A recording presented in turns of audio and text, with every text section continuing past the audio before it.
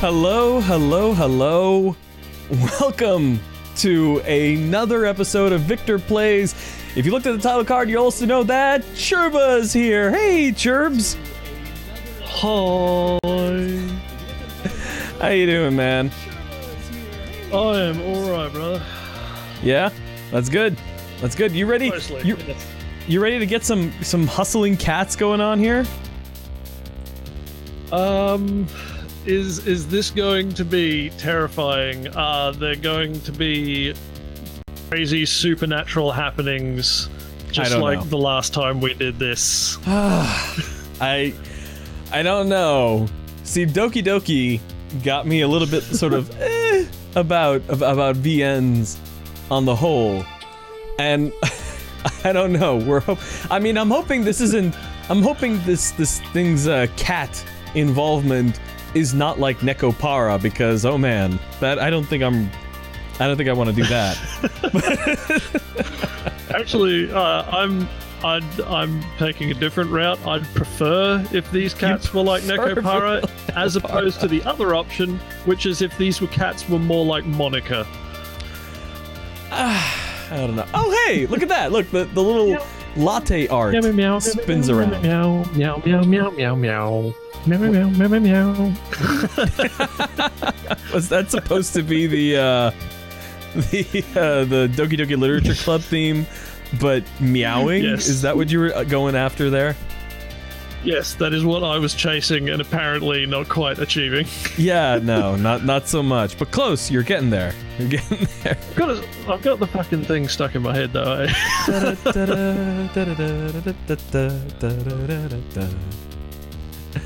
All right. Well, let's do the thing that we need to do at the beginning and end of each these little videos we put up here, and that is to thank the people for kicking a little bit of cash each month to make this help this channel chooch.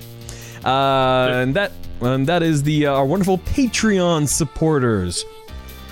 Yes, thank you to our Patreon supporters. In no particular order, thank you to Kate Macross, Rochelle Mantonone, the Geek Nights podcast, Funeral Cleavage. Thank you, Churba, for telling me I'm peaking. This is smidgen on the late side. Let me turn down my mic a bit. Let's see if that helps. Kate Macross, Rochelle Mantonone, the Geek Nights podcast, Funeral Cleavage, Dexter Calder, George Davidson, Rin Senpai, Zara Gorgian, Brendan Brothers, Ethan Fryer, Pinup Citizen, Gina Moreno, and Yodel for donating a little bit of money each month and helping cover the regular expenses, which is all too unfortunately regular. Things like Adobe Creative Cloud, Backblaze, that sort of thing. The things that help help us make media, which is great. Yeah. Connie Reacts in the chat says, I suggest playing with all the choices just being whatever you're feeling first, then after the first round, go for some other specific ones. Well, let's see here. Alright, sure, but you still with me over there? Yes. Good. Am I still peeking? Folks in the chat, am I peeking? No, you're fine. I'm fine? Okay, good. Alrighty, then let us proceed here. Alright, let's see, so we've got, I'm loving the menu, the hand-drawn little things in here. That's cute. The spinning latte, as I brought up earlier, is a nice touch. Let's see what they got in the options here. Let's see, ooh, oh pronouns. God, we're going total biscuit on this, are we? Total biscuit? I don't know what that is. He is a gaming YouTuber who I don't actually particularly like, but he's a British chap with an admittedly very soothing voice. But one of the things about him is he tends to spend a lot of time obsessing over the options menu in a game. Oh, you know I don't do that. I've seen him spend like 20 minutes just talking shit about a game's options menu. I'm just like, Jesus Christ, man, calm down. Calm down, jeez. Anyways, not like there's much here to talk about. There's the fact that you can change the pronouns in game, which is nice. I guess if you go to change your pronouns in the game, if you made a pronoun selection, which I guess is something you can do, you'd probably want to go to the options to see if you could change it. So, yeah, whatever. All right, continue. Where can we continue? No save data. By the way, I have almost no idea what this game is about, despite the fact that the developers are connected pretty well within our social circle. It's like a Venn diagram, except like basically the overlap is most of it. Yeah, that's basically it. But they're way on the other side. By the way, this game was donated for the live stream by Connie React. By the way. So thank you, Connie. So. Yes, thanks, Connie. You're excellent. We're gonna go ahead and also, play I this. should note, I've already played this game, so. Oh, okay. But that was actually a while ago, and I only did one route, so Okay. I have forgotten most things. Oh, most things. Okay. Most things. Most I of remember the things things. that happened, but not how to get there. Not how to get there. And I think we're gonna turn on the dynamics processing, so I don't have to keep adjusting the volume on this here. There we go. Probably a good idea. There we go. Now I have auto ducking. All right, here we go. Ooh, fancy. All right, let's get this thing going. New game. Oh, by the way, Churba, do you like my new shirt? I got a new shirt here. I do. I would ask if you like my new shirt, but I mean, first, my camera's not on the screen, and No, it second, my shirt is just black. So, yeah. Well, you know I own I many like a that. black shirt, so you know I would automatically approve. I think both of us just default to like dark colors and earth tones. Yeah. I mean, I like we my could go to prom t-shirts. together. We wouldn't even have to need to coordinate. We Right. could just do it. Yeah, we would when we eventually do a convention together, we wouldn't have to try to color coordinate. It would just happen. Although I do prefer the there's a Bob Ross bundle on Humble Bundle right now. I did not know that. Oh, right. That reminds me of a couple of things I just want to bring up briefly before we actually start playing. Aaron Charisse, friend of the channel. I know it's Aaron Charisse. I keep on saying it that way out of habit. But she's got a new video that she published recently. About a Maho profile video, and I did the voiceover editing and mastering for that. So you should go ahead and check that out. That's pretty cool. Is there a section of that video that occurs under the sea? No, there isn't. Okay, I'm Yeah. thinking of a different upcoming video. No, that's not it. And Sherba, can you? Okay, hold on a second. Never mind. I found it.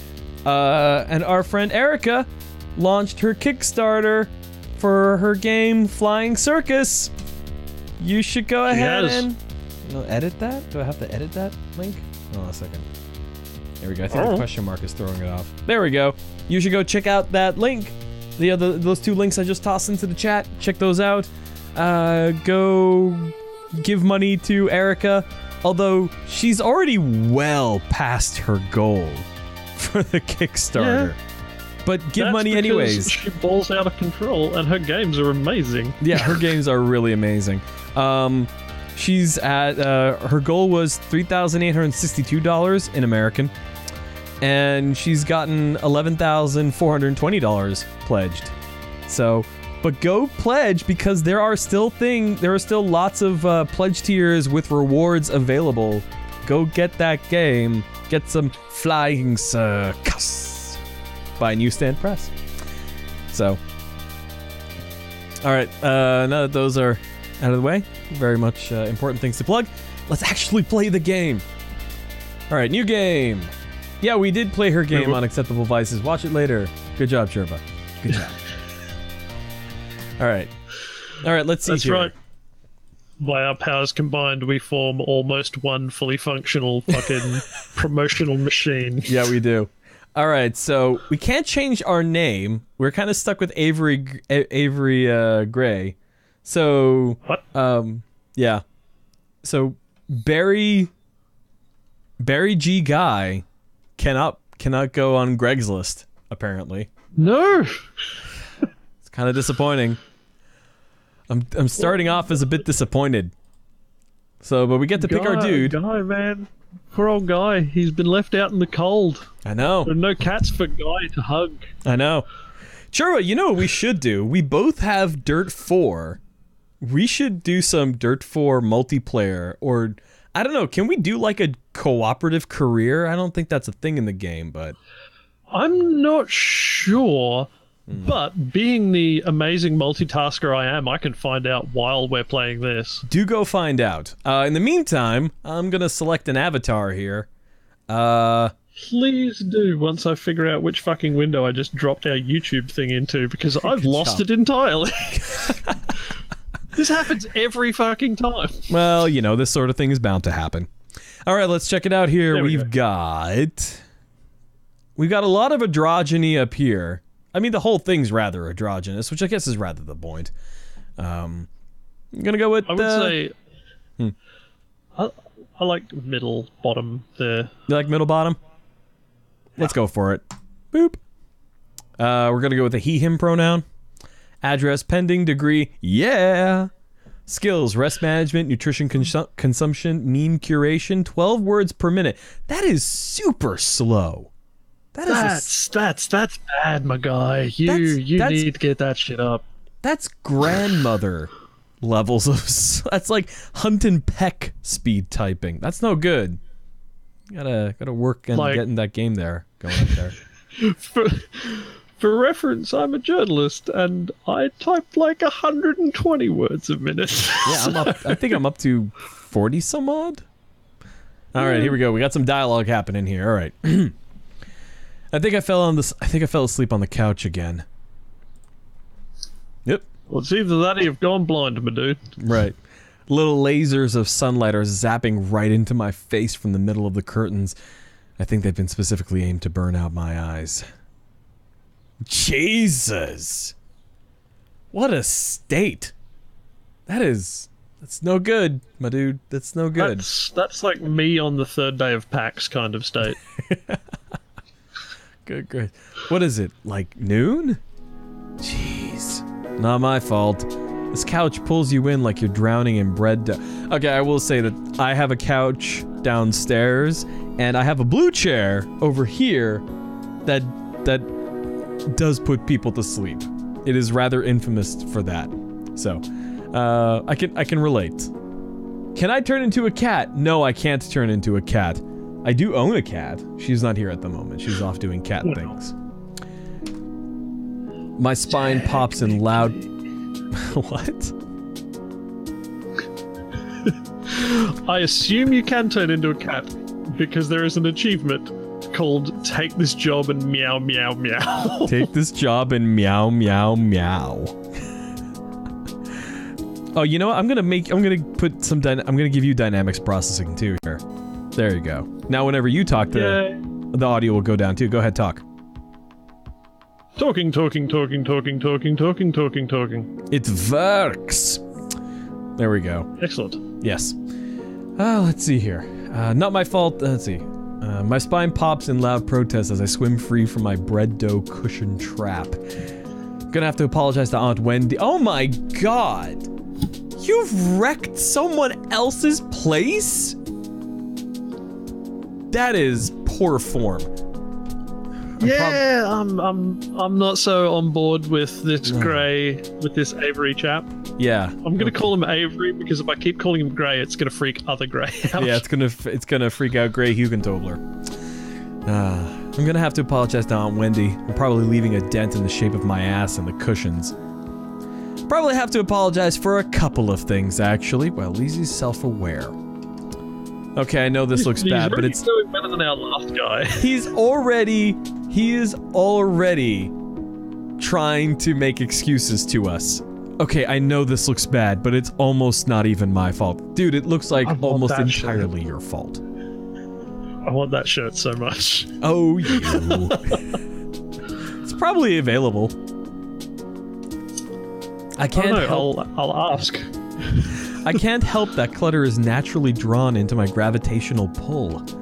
Honestly, it makes me feel a little more comfortable, you know? Like I really live here instead of just like I'm couch surfing at my aunt's. Or like I'm living in a furniture catalog. When you are a guest, that is what you're supposed to be aspiring for. Never... The goal of any good person is to always try to leave a place as good or better, in as good or better condition than when you got there. That is, I think, a good. Sure, but that's a good rule of thumb, right? It's certainly an acceptable rule for, sharing any space. Indeed. Hey, Water God 321, welcome. Not that I'm ungrateful. Aunt Wendy is awesome to let me use her apartment while she's away. She helped talk Mom and Dad into letting me come all the way out to the city, too. She's pretty cool. I hear rustling behind me like fingernails on cardboard.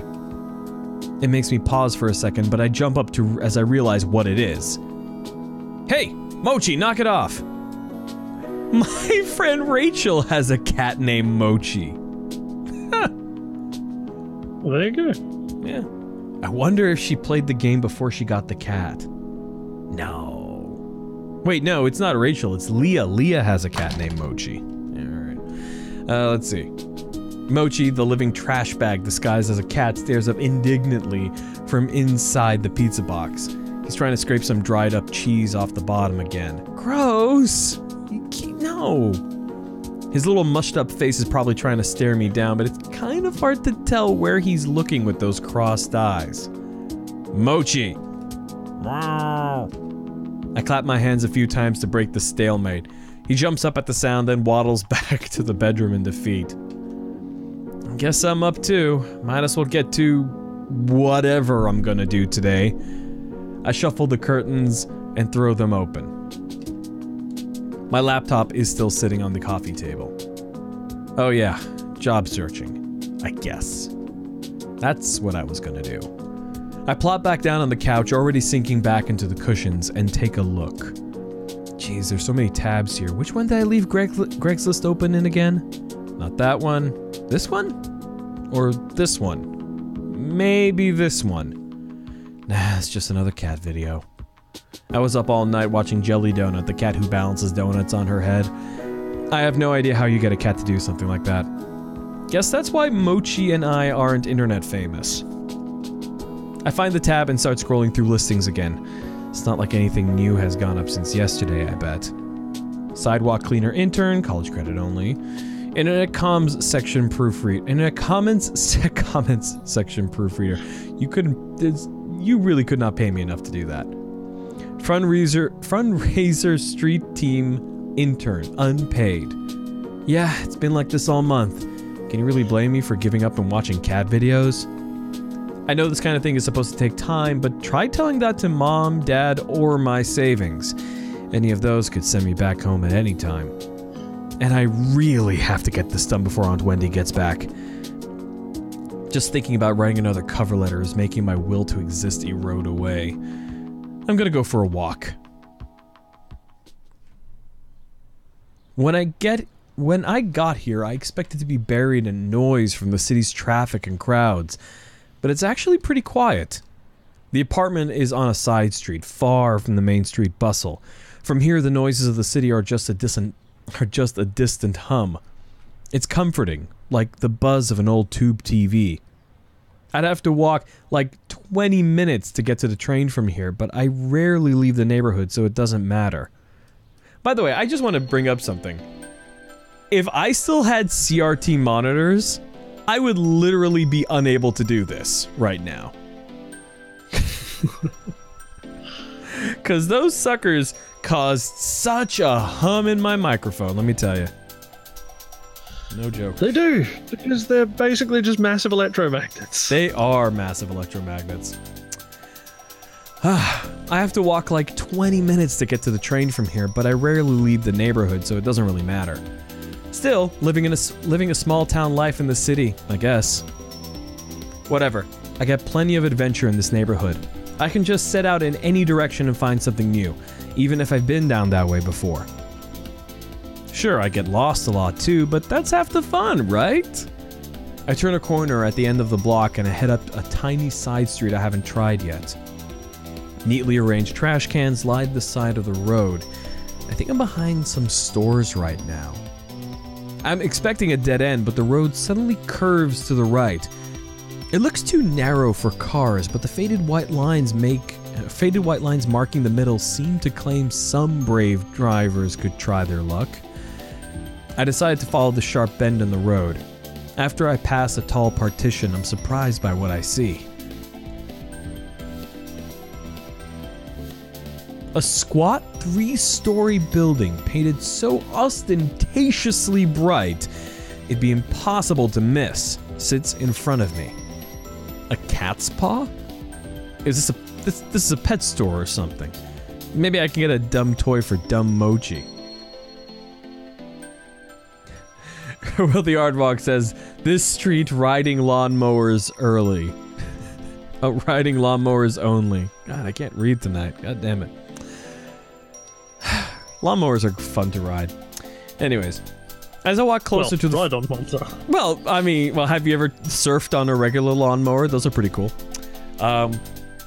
As I walk closer to the front doors of the building, I don't see the aisles of pet food I expected from broad store windows. Instead, it looks like there are... Well, there's that. Good gravy, it's too early to start yawning. Instead, it looks like there are couches and tables in neatly arranged rows. Oh, so this is one of those pretentious restaurants with a pithy nonsense name, huh?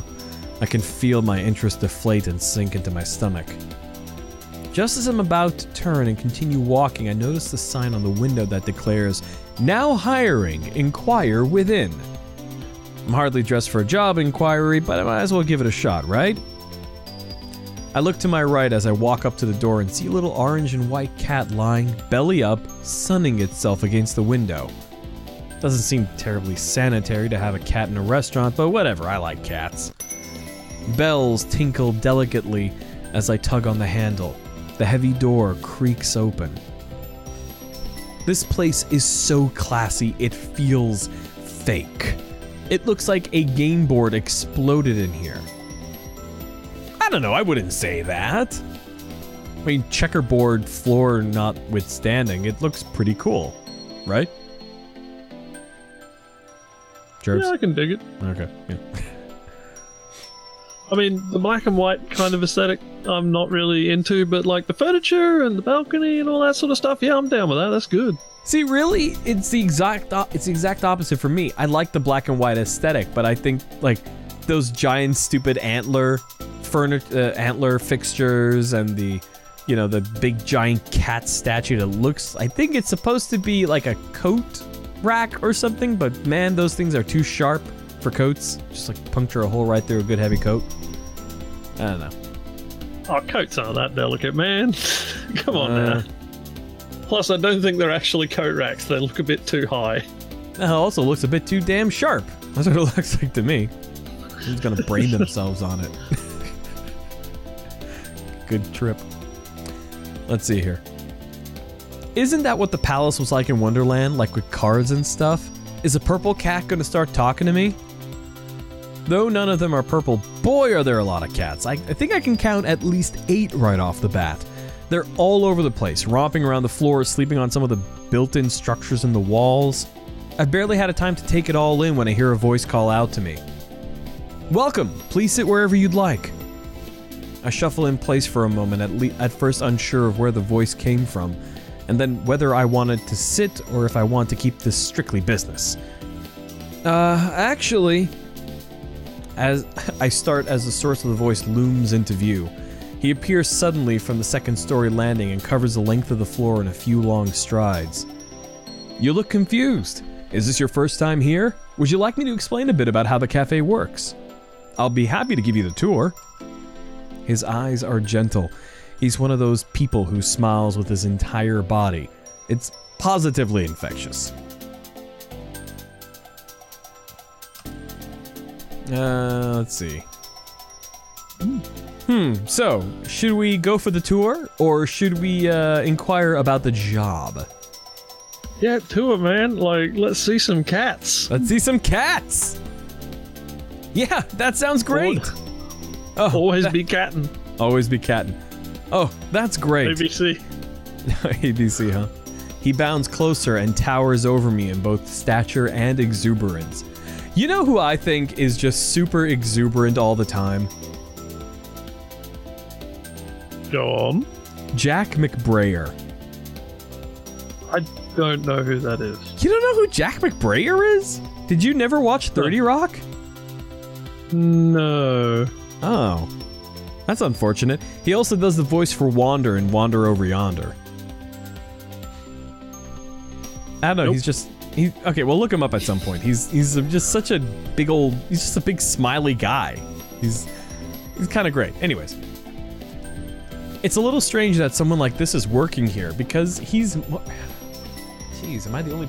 I may be the only person on this stream right now, either in the audience or on the actual stream, that watches primetime television. I'd say that's likely. Yeah, probably. It's a little strange that someone like this is working here, because he's more like a big sheepdog puppy than what I'd think of as a cat person. My name is Landry. Just interrupt if you have any questions. You got it, Landry. I'm Avery. Well, Avery, to start, all of our cats are rescued strays. The owner brings them in for care and socialization. They seem really happy. Having strangers around doesn't seem to bother them at all. We do everything we can to make them comfortable. Many of them are up for adoption. We have a good match rate for our fosters. Over there is a wall of photos of some of our cats that have found happy homes. Oh, and proceeds from the cafe help pay for their care. The food is really good too. Our chef is amazing. I recommend the key lime pie personally. That all sounds really great. I bet you're really happy working here. Well, it's a lot of work, but I like to think it's all worth it. Actually, I saw you guys are hiring right now? Oh! His surprise freezes him for a split second. His broad smile immediately creeps back, but it's enough to pique my curiosity. We are! Did my explanation sell you that quickly? I feel like there's a choice coming up. There it is. Let's see. You seem really fun to work with. I'm really good with cats. Audience, you decide.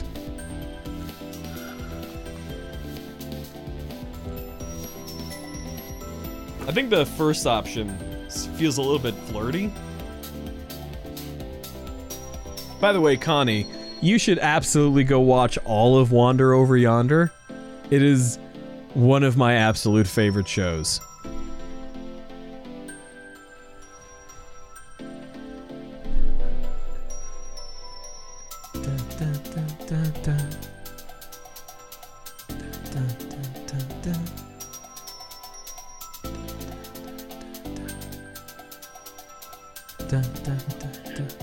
Our audience is apparently not very flirty tonight.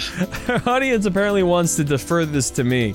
I think I'm gonna go with I'm really good with cats. Well, I'm really good with cats. I've got a lot of practice with them since my cat's such a handful. I bet I could do a great job helping out. Well, that's a good start at least. There's more to this job than just playing with the cats, though.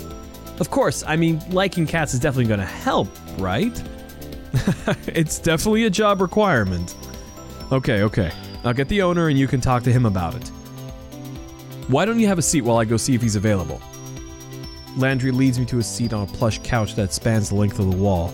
I oblige, careful not to look too casual. Hey, Mahoshi. Landry leads me to a seat on the plush... here we go. We already did that. Do you like coffee? Would you like some? That'd be great, thanks. Light and extra sweet, please. He disappears through an open archway and around the corner. A Siamese cat timidly peers at him as he goes, then at me with a wide-eyed, worried look. You know who that? You know what cat that reminds me of? Go on. You read Johnny Wander, right? Yes. Yeah. Of course. Reminds me of Gonta? Gonta, I think. I can't. Yeah, I can see that. It's I just can see that permanently afraid kind of look. Wealthy Aardvark's got it. Let me see. I want to see if I want to make sure I'm right about the name. Oh, this is bad.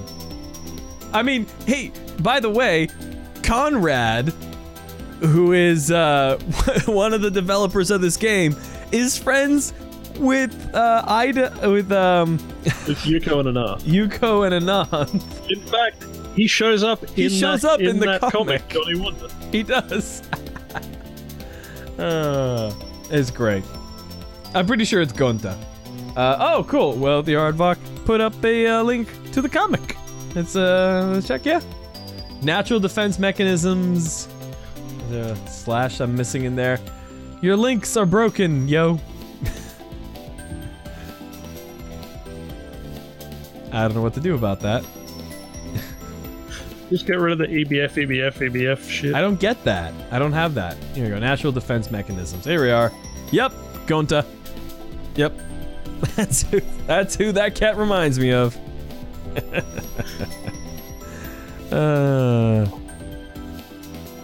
Yes, it certainly was doing the same thing a few nights back. Alright, let's get back to the game. I give it an awkward smile and nod. Yeah, it might be something with YouTube chat links. Who can say? I have not played this before, Water God. So don't look at me. Chorba has, but he's forgotten things apparently. Most things. Most things. I give it an awkward smile and nod before I realize I'm treating a cat like a stranger in an elevator. Landry reappears a moment later, carefully balancing a black and white saucer, which in turn balances a stout white ceramic mug. The tiny creamer almost disappears in his large hands. Ooh, good sound effecting right there. That was good. I like that. Good job, guys. I didn't hear it, but I assume it was good. It was. Let's see. He gingerly places them in front of me, careful not to spill anything from either. I put a little milk and sugar in there for you, but I brought some more if you don't like it. Oh no, it looks perfect. Thank you. I'm glad to hear it. I think we drink our coffee the same way then, because I made it the way I like it. You have excellent taste. I take a careful sip of the coffee as I watch Landry take his long strides into the back of the cafe.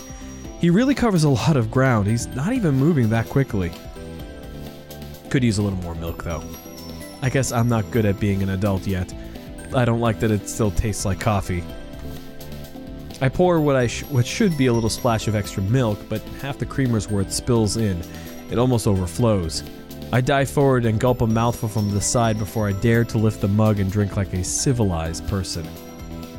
Meow! This cat's looking at me like it's offended by what I just did. What? Like a cat knows anything about coffee?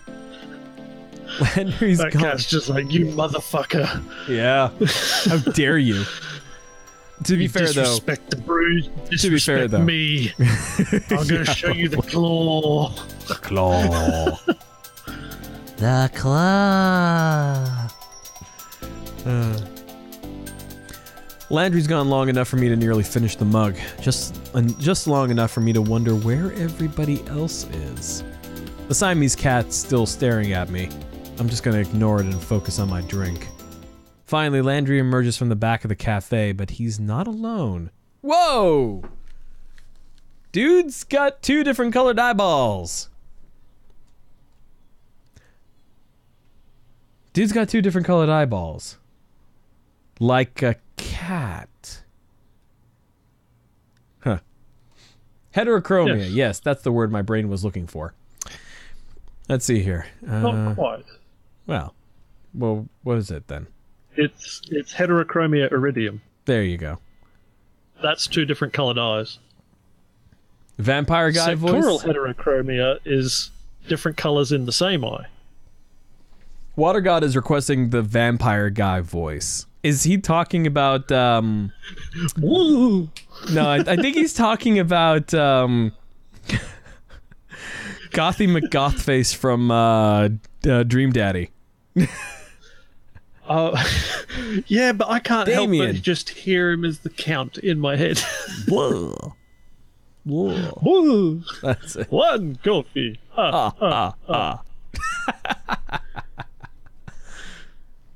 Let's see. God damn it, Victor, stop finishing my sandwiches. You mean your sentences? No. I left my lunch in the fridge and now it's gone.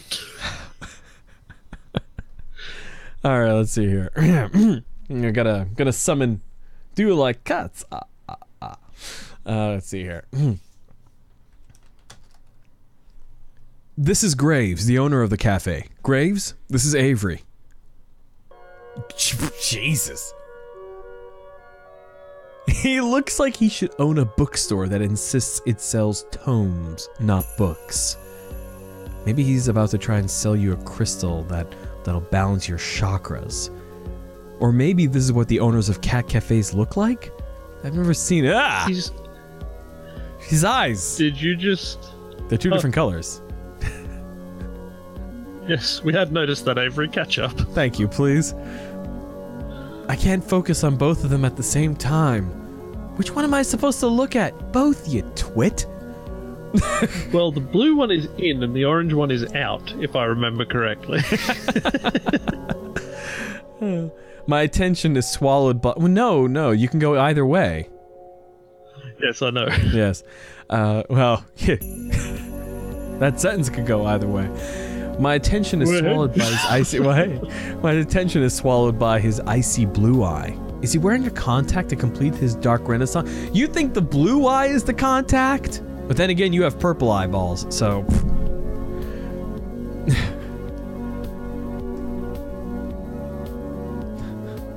I think it was his eye. Yes, it was this. What? Is that English? Presumably. Let's see here. I think it was his eye. Yes, it was this. No, I feel like I'm not getting that voice right. Blah, blah, blah. That's all of his lines in my head now. It's just blah, blah, blah, blah, blah, blah, blah. Blah, blah, blah, blah, blah.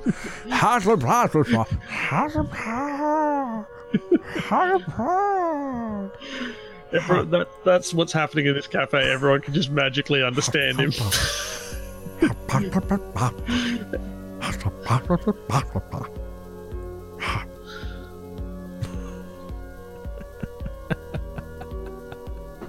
I'm sorry. Even thinking about the dog of wisdom just cracks me up. Oh. Hold on. If I can hear myself doing that voice, I'll remember how to do it. Also, I appreciate that he has rook's skulls as, like, collar hangers. Hold on. If I fast forward towards the end... Let's see. So... A cardigan with the corduroy elbow patches. That's a brave fashion choice there, my man. Yeah, he's got patches on the shoulders and on the elbows. Hang on. The elbows I can understand, but the shoulders, what are you gonna do? You're gonna be like balancing on your desk with one shoulder? Yeah, hang on a second here. We're gonna walk in and find this gothy motherfucker upside down in his office? That's it. Hang on a second. I gotta be able to hear myself doing the voice here. And then they close it really quickly. So talking about something. So... No, get the dialogue, damn it! Because now I really want to do the dark and sullen seek comfort in the Victorian age of fashion. Oh, here we go. Here's Damien dialogue. Perfect. Come on, you. Oh, for Christ's sake. Don't be stupid. Battle minigame. Come on. Situation to be in? I think we're literally trespassing in our friend's house with this large dog. What are you nerds? Fast Stands at the forward. door. Looks like he's at a loss for words. What? What? What are you guys? Whose dog is this? That's God it. damn Ernest it. is now Australian.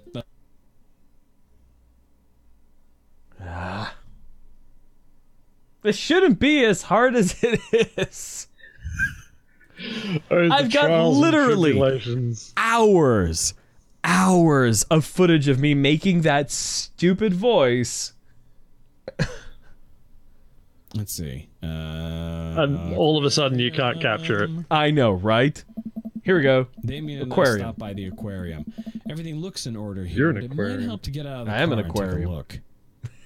Yeah, it didn't work out, but I it's hope the okay. audience can hear like what you're listening to, because otherwise this They is gonna be can. real boring for them. They can hear it. No dog here. Not even any sign of her. Okay, there's the voice. Did you know that penguins are... No dog here. Not even any sign of her. There we go. Got it. I'm going for a vaguely foppish Pierce Brosnan. That's where I'm going for. Here we are. Dogs are rubbish. We're all about cats now. Yes, we're all about cats.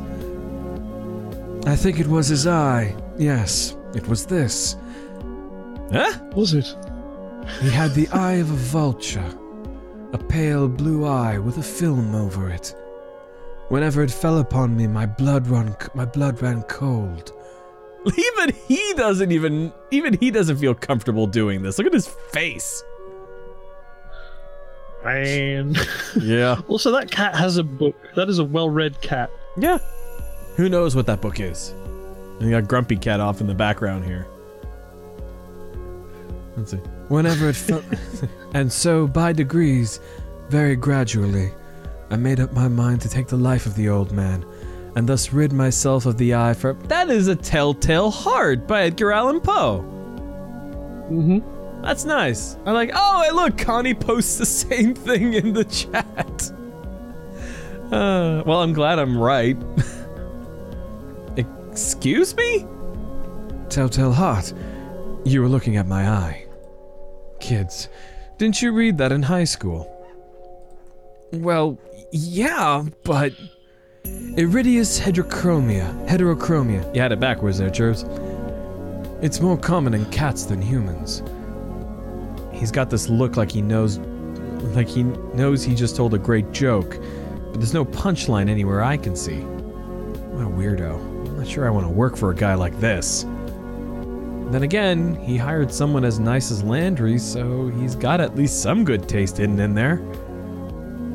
Would I need to know that to get a job here? I just gave away the answer, so I'll let that one slide. Follow me. We'll talk on the second floor.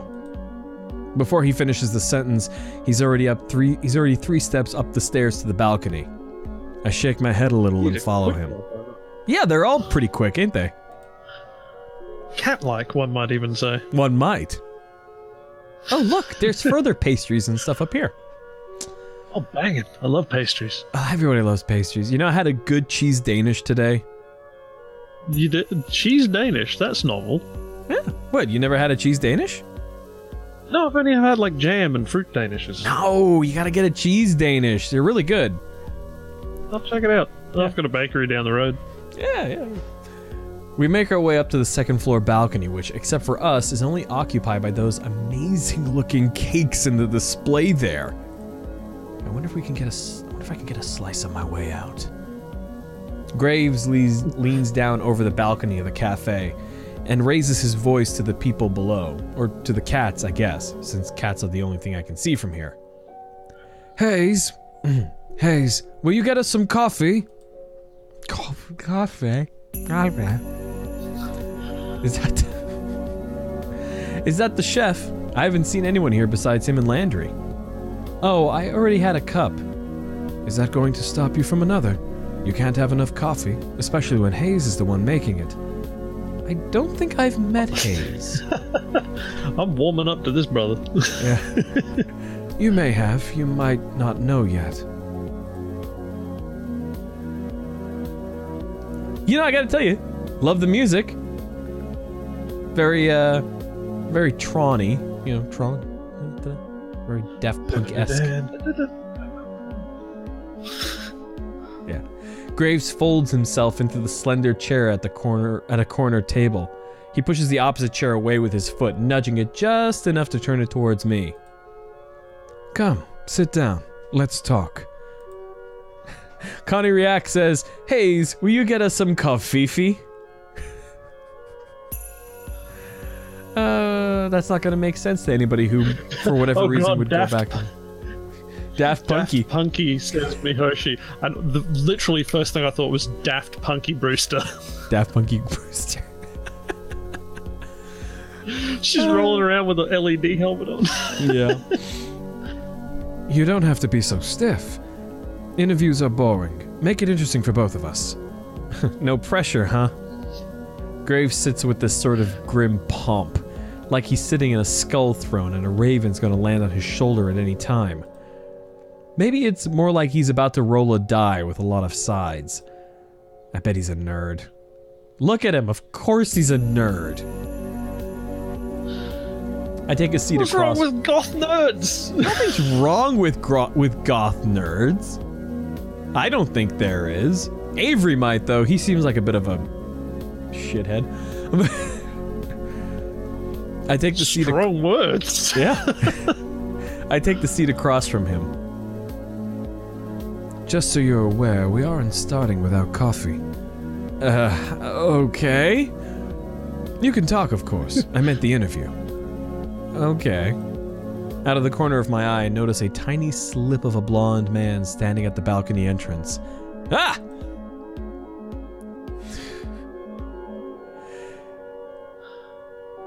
The cats are people. Or rather, the people are cats. That's my guess. That is my guess. I'm guessing that the people are cats. All of them. Except, well, probably also the dude. That's my guess. Where would you draw the line between the people being cats and the cats being people? Like, Well, what is our difference here? So the How do we evaluate differentiation, this? the differentiation is that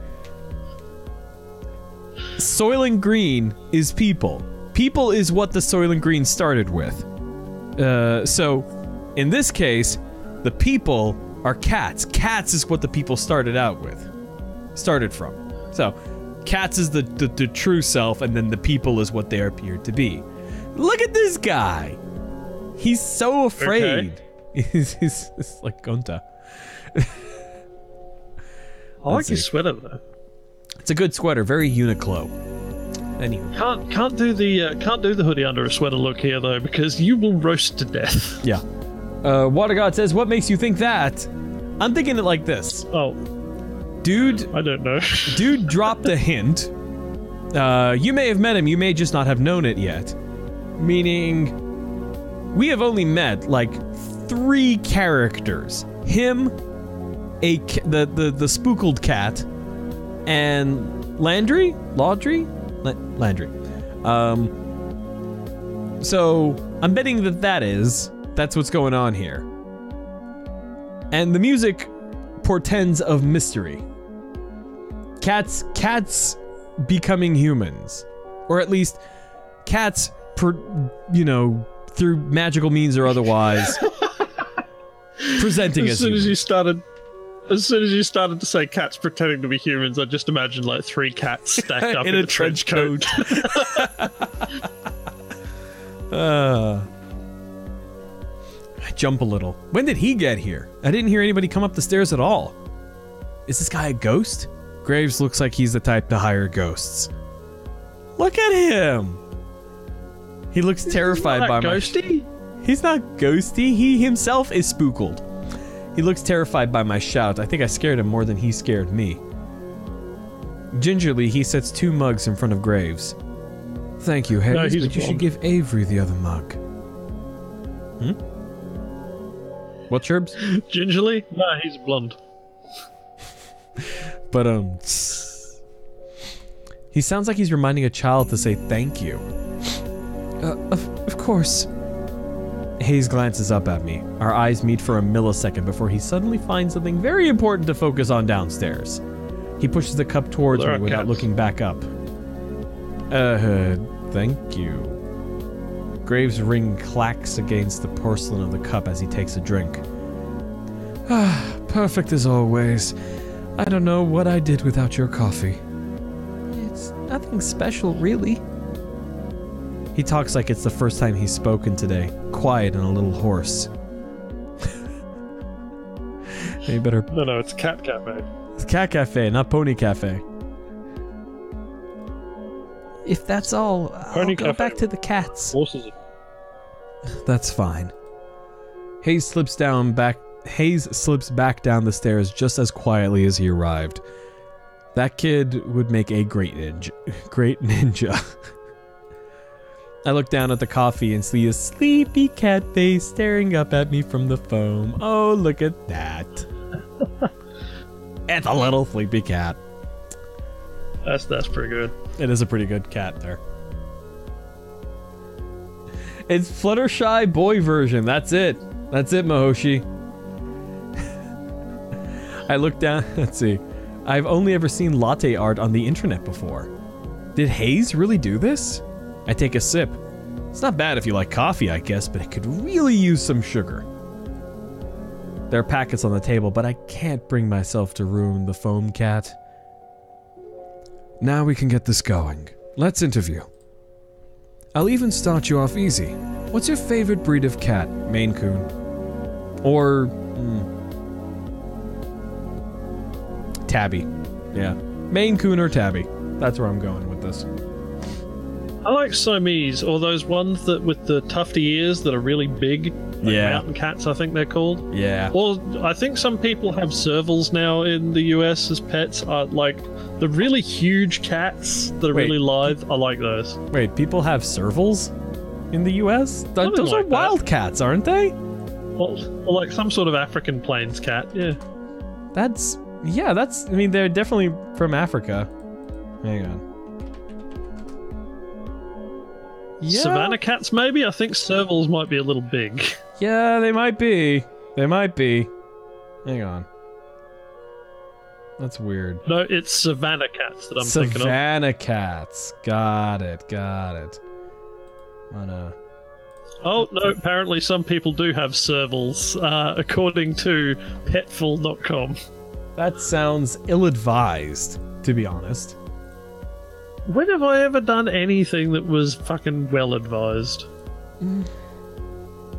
You do make really good, you do make good pins. You do good at that. That is true. Good pins, poor decisions. Also true. There you go. Oh gosh. Don't eat me. There's your serval right there. Get out of here. I cannot wait until season 2. Love that show. Alright. Which may or may not happen. Let's see. Let me put her over here. There we go. Get that copyright infringement out of here. Alright, let's see. Get rid of that there. Oop. Gone. Alright, let's see here. I feel like there's a choice coming up. Wah! Okay, let's see here. Cats that look like they're wearing tuxedos. Whoa. Scottish fold. I did Tabby. I said Tabby, but that feels like, I don't know, Tabby? You did also say Maine Coon first. I did. Yeah, I said, let's go with Maine Coon. Do you know any other languages? Do you know any other languages? How about ciphers? Yes. I speak the language of dance.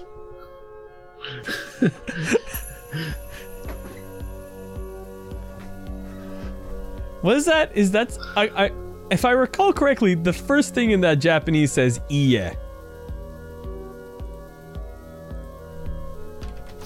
Yeah, no fucking clue. Yep, that's iye. I was correct. The rest of it, I couldn't tell you.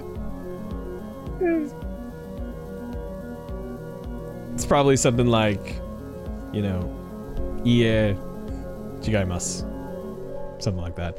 But let's see, I speak the language of dance.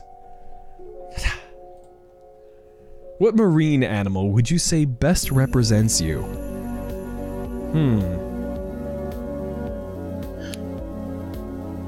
Gonna go with a butterfly? Seriously, that's an option?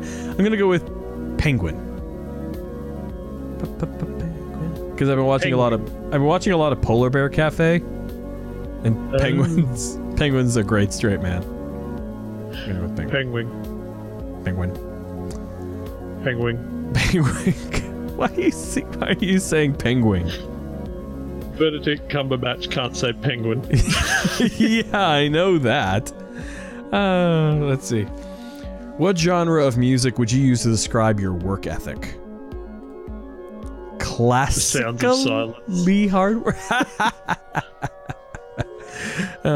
classically hardworking, children's sing-along, chiptunes, punk. I'm not dead, just resting. I'm gonna go with chiptunes. Not punk. Because I mean, punk Punk won't ever save the world, but I can tell you about a couple of punk songs that changed me. All right, sure, but we'll go with punk. On a scale of 1 to 10, rate me as an interviewer. 7.5. 1, 7.5, 10. He is literally not to my ability asked anything about the job apart from cats. So, I don't know, dude. I'm gonna give you a 7.5. Not Sounds winning good to here. me. Draculas or teenaged wolves? Draculas? Do you not mean vampires?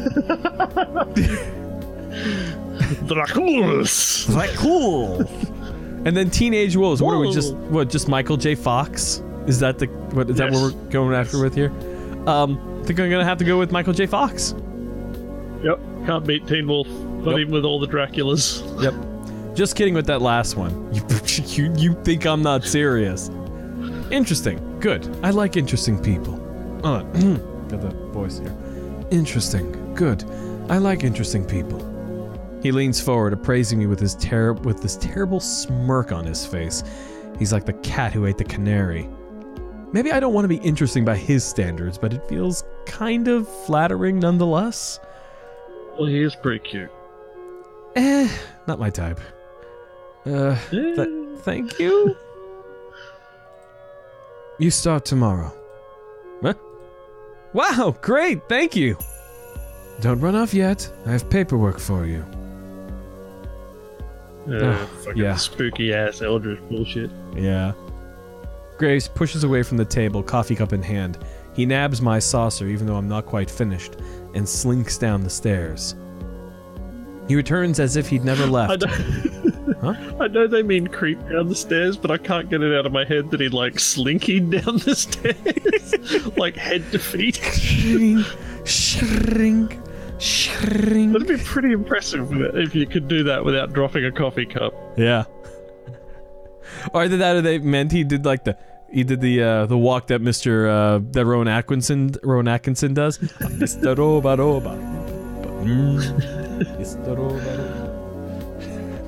I think that would count as slinking. Let's see. He returns as if he'd never left, trading the empty coffee cups for a small stack of papers and a pen. He places them in front of me. So, what will my job be? We'll see.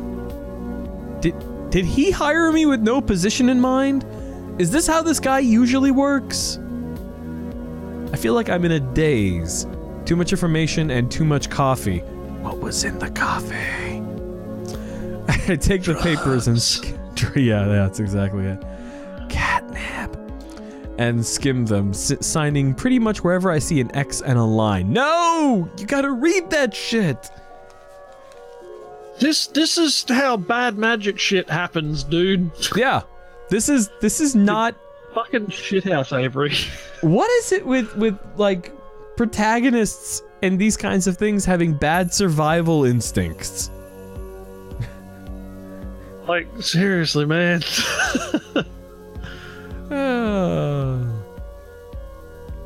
Between one guy going into a giant mech battle without checking if he's got weapons? Oh, don't worry. Like, for some reason that school loaded us full of live ammo, like when it was just in the bay, freshly delivered. Yeah. Well, there you go. Live ammo. Ta-da. What it's all for? What's it all for, and why is there so much? Probably taxes and stuff. I don't know. You don't know? Can you not read? And who cares? I got a job! Yeah, that's how cults happen. I push the papers back towards Graves, and he eagerly scoops them off the table. Great. Get a photocopy for yourself! God damn it. Perfect. We open at 11. Be here at 8. We'll have you help with the morning prep. My displeasure must be pretty apparent because his mouth cracks into another smirk. You can work a later shift after training. You won't have to deal with those cursed mornings for too long. Okay, that's fine. Water God says, your soul is mine. Fucking ease down. Now go. I have a lot of work to do before Sinistar tomorrow. joining us. Yeah. You need to get to work fixing that sleep schedule of yours. Okay, okay. He seems lost in his own world now, pouring over Judgy McJudgeson. What? Oh, I'm just being cross at Graves for taking the piss out of your sleep schedule. Yeah. Pouring over the paperwork I just filled out. I guess there's all sorts of tax stuff you have to deal with hiring people. Why would he do it so casually? Yeah, there is a ton of tax stuff to deal with. You have to file with the EDD. You have to file, you know, paperwork with the IRS. You gotta make sure that you've got your, you start, you know, putting aside for Social Security and all that stuff. Just too much tax paperwork. Unless he's bringing him on with a W-9. It's tax season here in the U.S. If he brings you on with an M9, that's when he hires you with a gun to your head. Pet the cat. Pet it. Well, whatever, not my problem. Yeah, kinda is, dude. I head down the stairs. Landry's back. He looks uncomfortable waiting at the foot of the balcony, but perks up when he sees me. So? Eli, I'll see you tomorrow, coworker. Oh! Well, congratulations. You can meet everyone else tomorrow morning. I'll make sure they're all ready for a meeting when you get in. How many people work here? Well, there's me, Graves, of course. You met Hayes, Finley, Mason, Reese. That's it. Shouldn't take too long to get to know them. Okay, great. I'll see you all tomorrow then. Wealthy Aardvark says he was just messaging Joe, one of the creators of this game, and she said that Hayes was absolutely based on Gonta. Of course. Which spoils the fact that Hayes is a cat. So, thank you, Wealthy Aardvark. Good job. Woohoo! I'm gonna live it up a little. Gonna paint this town red. I finally have a job. No, you do that after you get your first paycheck. See? Hustle Cat. Here we got a nice little animated intro. You know, I have a necklace that's almost identical to that logo, just without the text. Huh. Neat. Yeah.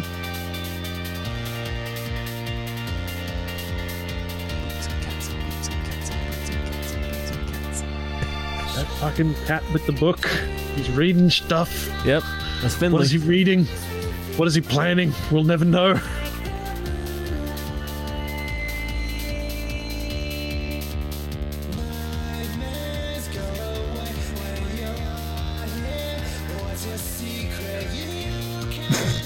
Christ.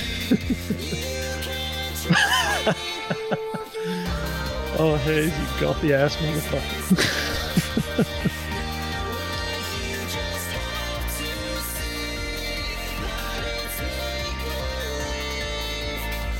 Shouldn't pull puppies in that high. Disturbs the crema, which affects the taste.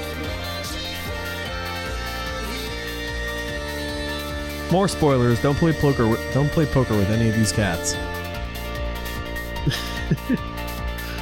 Oh, see, the intro is now essentially telling you which cat each of these people are.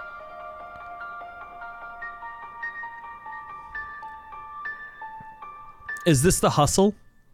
And why is that lamppost rusting so quickly? Horse city maintenance? Is the hustle rapid oxidation? Is that what it is? Insufficient funding for city infrastructure? No, that's not a hustle. That's just government. I don't know, Mahoshi. I don't know if you've played this game, but that's what I'm guessing. I haven't played it either. If you haven't. I got lost and I didn't end up painting anything. Have, What? Well, it doesn't. Whether they've played it or not has no bearing on whether you've played it or not. So if they haven't played it, what I'm you saying haven't is either, but you also haven't played it if they have. Yeah, that's what I'm saying. So Mihoshi is new to this as well. My guess is that they are cats. That is my guess. Except perhaps Graves. But nothing has yet confirmed this except for a thing put by Wealthy Aardvark in the chat, which very much it does not explicitly confirm it, but it is hearing from one of the creators of the game. Yeah, it is. So I got lost and didn't end up painting anything, but it was a nice walk. As I head home, I get this distinct feeling of being followed. I didn't really know that was a thing that actually happens, but it's not hard to notice when you see some movement out of the corner of your eye. I turn around. A sleek black cat stands in the middle of the road. It sits down when we make eye contact and thumps its tail testily against the pavement. It's got different colored eyes. I guess heterochromia really is pretty common in cats, huh? This cat, probably a cat. Should I, like, try to bring it to the cafe? Chances are it's there. It's gonna be there in the morning, whether you know it or not. I take our strays there after all. I should try. I crouch down as slowly as I can and reach my hand toward the cat, beckoning to it. It doesn't move. I make those little smoochy noises that seem to work on some cats. Sure. Maybe you should make some gothy noises. Hot topic. Spencer's. Weird random fact, I know someone who runs like some of the more popular goth color clubs in LA. This one doesn't seem terribly impressed. It pins its ears back and it looks away. Still for a moment before standing up and slinking into an alley. That's a weird sentence. I guess I should just leave this to the professionals. It's time to celebrate. I'm gonna wreck this pizza I grabbed at Pizzaloids? That's supposed to be like a pizza Vocaloid?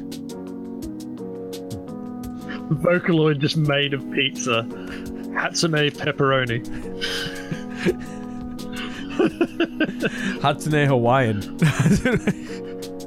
I could fucking go Hawaiian, actually. I'm kind of hungry. I like Hawaiian pizza. Pineapples and ham. It's perfectly acceptable toppings. Let's see here. Picked up a can of wet food for Mochi at the corner store too. I figure we both deserve a celebration. Mochi, get your fat lump out here. I got good news. No answer or indication he's even in the same room. You know, he never even asks how my day was. I know how to do this. Walk over to his food bowl and crack the lid of the wet food. In a flash, he's at my feet, tail shaking like a rotor behind him. Come here, you big moron. I give him a little scratch behind the ears before I dump half the can into his bowl, and the feeding frenzy begins. Meanwhile, I have set the chat into a pizza craving. Is what's apparently happened. Okay, chat, here's how it is. If any of you wants to talk shit about pineapple on pizza, then I will fight you and I will win. Yeah, we will both fight you on that. Additionally, if the chat wants to order either of us a pizza... Fuck off, you're not getting my address. Well, actually, you already have my address, but they're not getting my address. Yeah. That is how bad shit happens. No, what you can do is what they can do is they can put in a pickup order at a pizza place of our choosing. Huh? Yeah? Fascinating. That's the thought. I'm not sure if any of my local pizza joints do that, but if they do, you know. Churba's address is Churba 1000 Australia Street. Mihoshi says, okay, but you pay for delivery.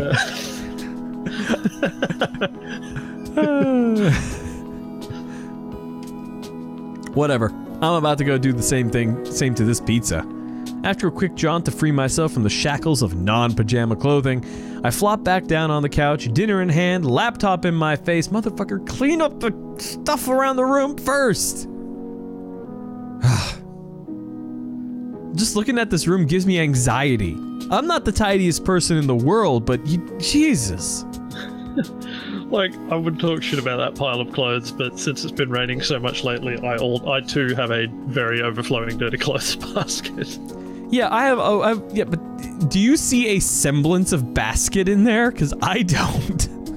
There might be one underneath. You never know. Look. He's got sock over here, sock on the side table or ottoman or whatever that is supposed to be. He's got soda cans and cups tipped over. That's like, that's not cool, man. Ugh. What is the purpose of that brown chair, though? The one that's facing directly away from the TV at the kitchen? I don't know. Contemplation looking through the window or something? I don't know. And it's got like a folding table over there. Contemplation. I don't know.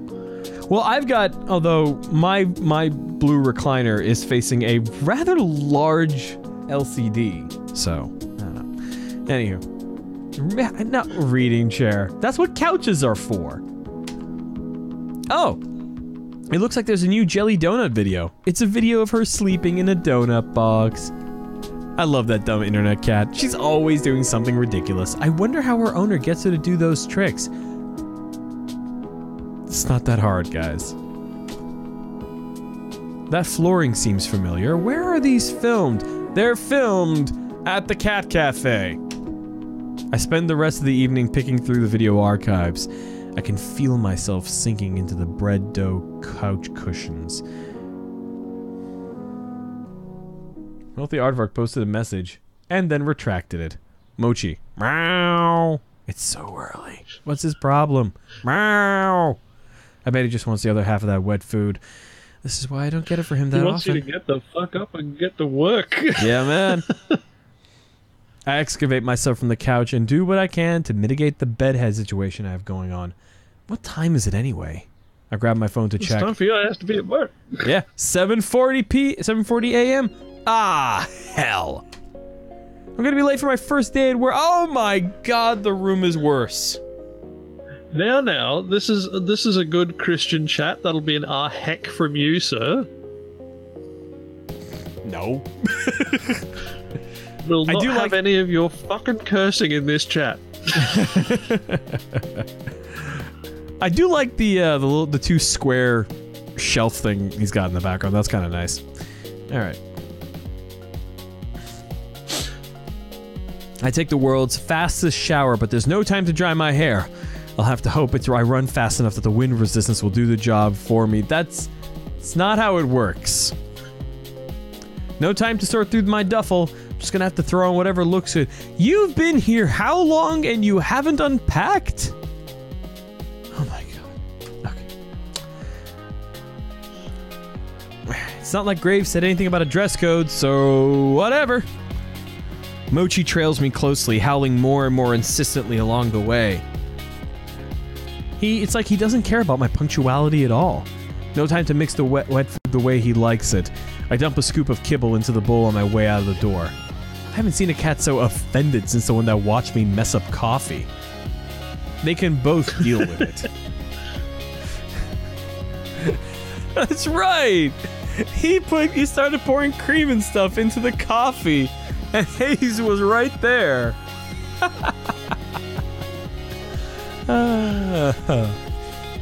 They can both deal with it. I can't believe I'm almost late to my first day of work. At my first job, even. That's your first job, dude. What a great first impression to leave. Turbo, when did you get your first job? Sorry, say again? When did you get your first job? When I was like 16. Yeah, I got my first job when I was like 15 and a half. Because I got my first job was in a bar. My first job was cooking at a A&W. So. Yeah, because I was doing hospitality in high school, and I found out that... Wait, what do you mean you were doing hospitality? As in classes, as an elective. You had hospitality as an elective? Jeez. Yeah, it's sort of like home ec, except commercial instead of home. But anyway, like, we were doing that as an elective, and I found out while reading the textbook that, like, oh, you can actually work in a bar when you're 16, as long as you have your RSA, and you don't drink anything, and you just can't work past a certain time. So I just went out and found a bar that was willing to hire me, and yeah, good times. Let's see. Oh, probably helped that even at 16 I was a giant motherfucker. So. Yeah, I can't imagine you being small. When I was a little kid, I was a very small bean. And I can imagine you being a beanpole, but Avery is apparently 19. That's like too long to have gone without getting a first job. Your first job's got to be garbage. I suppose it did say that he had a degree, so maybe he was just in uni, but, like, how many people go through uni without getting a fucking degree? Without getting a fucking job? Connie's first job was at Wendy's when she was 21. Cool. Yeah. Avery the Flake. I start out in a full sprint to the cafe, but it's only about a 10-minute walk, so it looks like it might not be as bad as I thought. If I run, I can make it in less time. Yeah, but you'll show up winded and possibly sweaty. Here it is, a cat's paw. I got a good look at it when I was here yesterday, but it feels totally different when it's your workplace, you know? It's kind of nice to think about. Hey, Avery! Ding! Landry peeks his head out from the doorframe and waves me in. I'm surprised by how many people are standing around. And how few cats there are. Graves, Landry, and Hayes are there, but so are a few others I've never seen. I only see a few cats right now, but they seem utterly disinterested in everything we're doing. Yeah, that's fine, Connie. That's okay. I don't think Avery was focusing on much of anything. They're all piled in a sleep cluster by the window. I feel a little embarrassed that I'm so disheveled, but I'd rather be on time with wet hair than late and looking perfect. Good. You decided to challenge the morning sun after all. Now that the star is here, we can start the show. Still as weird as yesterday. Fight me, son. What? Fight me, son. I'm going to space and punch you. Space. The one place where we can escape capitalism. Still as weird as yesterday, I see. What? God damn it. God damn it. This game needs more Tim Curry. Every game needs more Tim Curry. Tim Curry needs more Tim Curry. Space! Got another sucker, boss? That's esteemed co-worker to you, Reese. You just keep collecting these strays. Before we get too far, everyone should introduce themselves to Avery. Avery, we've already met and you already know Graves. Did you meet Hayes yesterday? Briefly. Hello, Hayes. Cannibalism. Cannibalism. Let's see. Hello? He looks like he's gonna try to slip between the cracks in the tile. How does a guy like this handle a job that deals with people? Hayes is a great barista. He's a great help in the kitchen, but he likes to spend a lot of his time with the cats, too. Hayes flashes me a quick look. The side of his mouth upturns ever so slightly, like he's trying to smile, but he's out of practice. I reach out to shake his hand. He's practically bracing for impact. Before I reach him, a bright light flashes in the corner of my vision. Camera? Oop, sorry, sweetie. Okay, she says sweetie, so I'm gonna give her a southern accent. Oop, sorry, sweetie. I thought I turned the flash off. I whip my head to the other side of the lineup. The girl on the end is aiming her phone directly at me. Sorry, don't mind me. I just wanted to commemorate our new employee. I'm Finley, and I take care of social media. I like Candid, so I'll try again later when you've forgotten about it. Finley is also Graves, I know what you're gonna say. Don't you ruin the surprise. Graves lets out a soft bark of a laugh. All right. You tell Avery whenever you're ready. She's Jelly Donut, is what she is. Thank you. The two in the middle of the lineup look beyond unimpressed.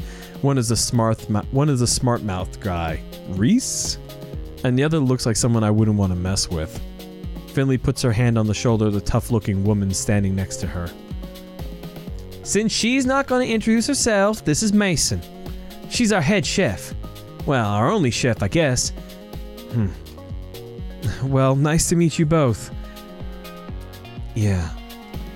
Finley reaches up and places her hand against the back of Mason's head. She pushes her hand forward, forcing Mason to nod. I'm amazed Mason is putting up with this. Wow, that's the most you've spoken all day. She likes you already, Avery. Mason makes a quick little noise that could either be a laugh or a grunt. Yeah. Maybe it was... Well, you know what it is?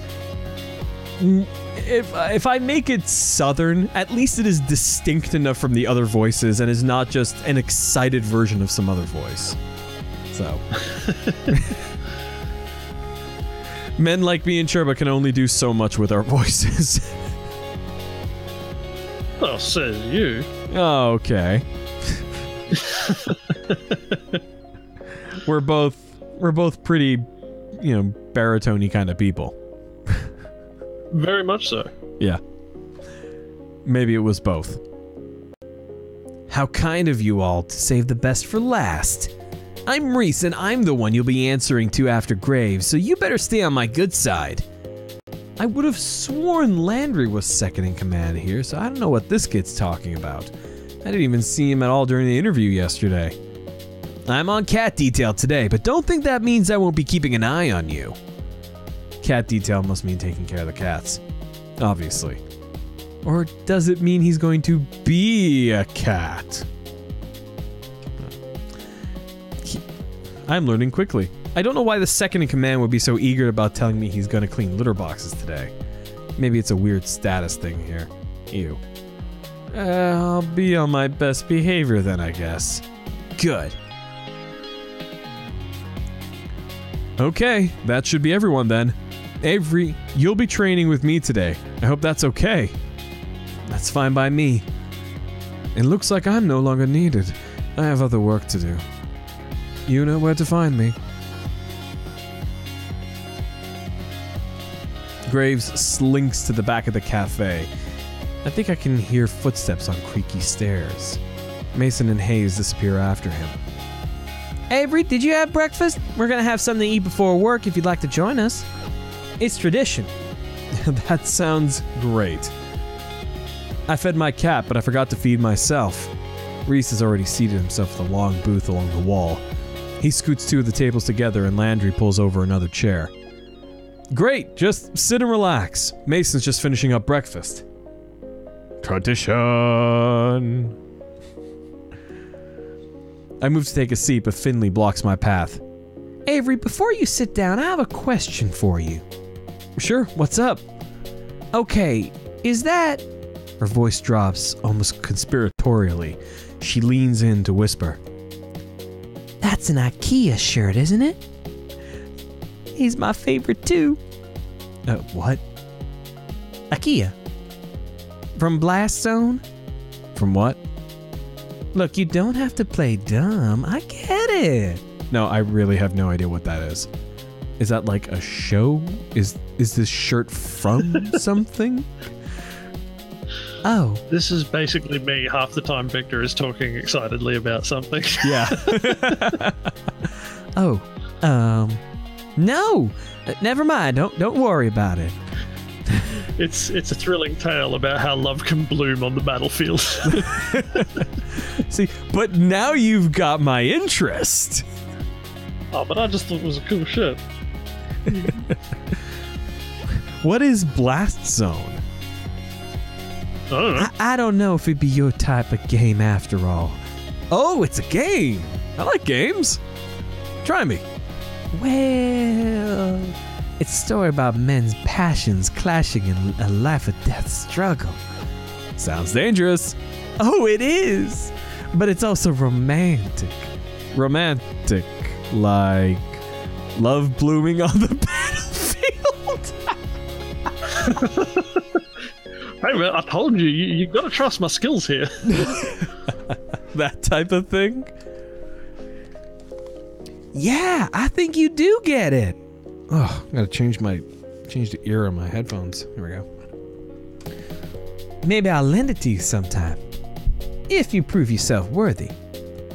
I'm not really sure what that involves, but sure.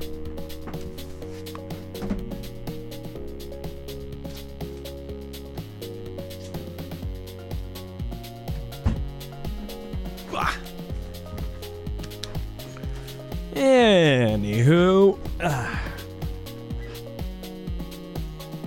Oh, no. The main character says, ora, a lot. Yeah.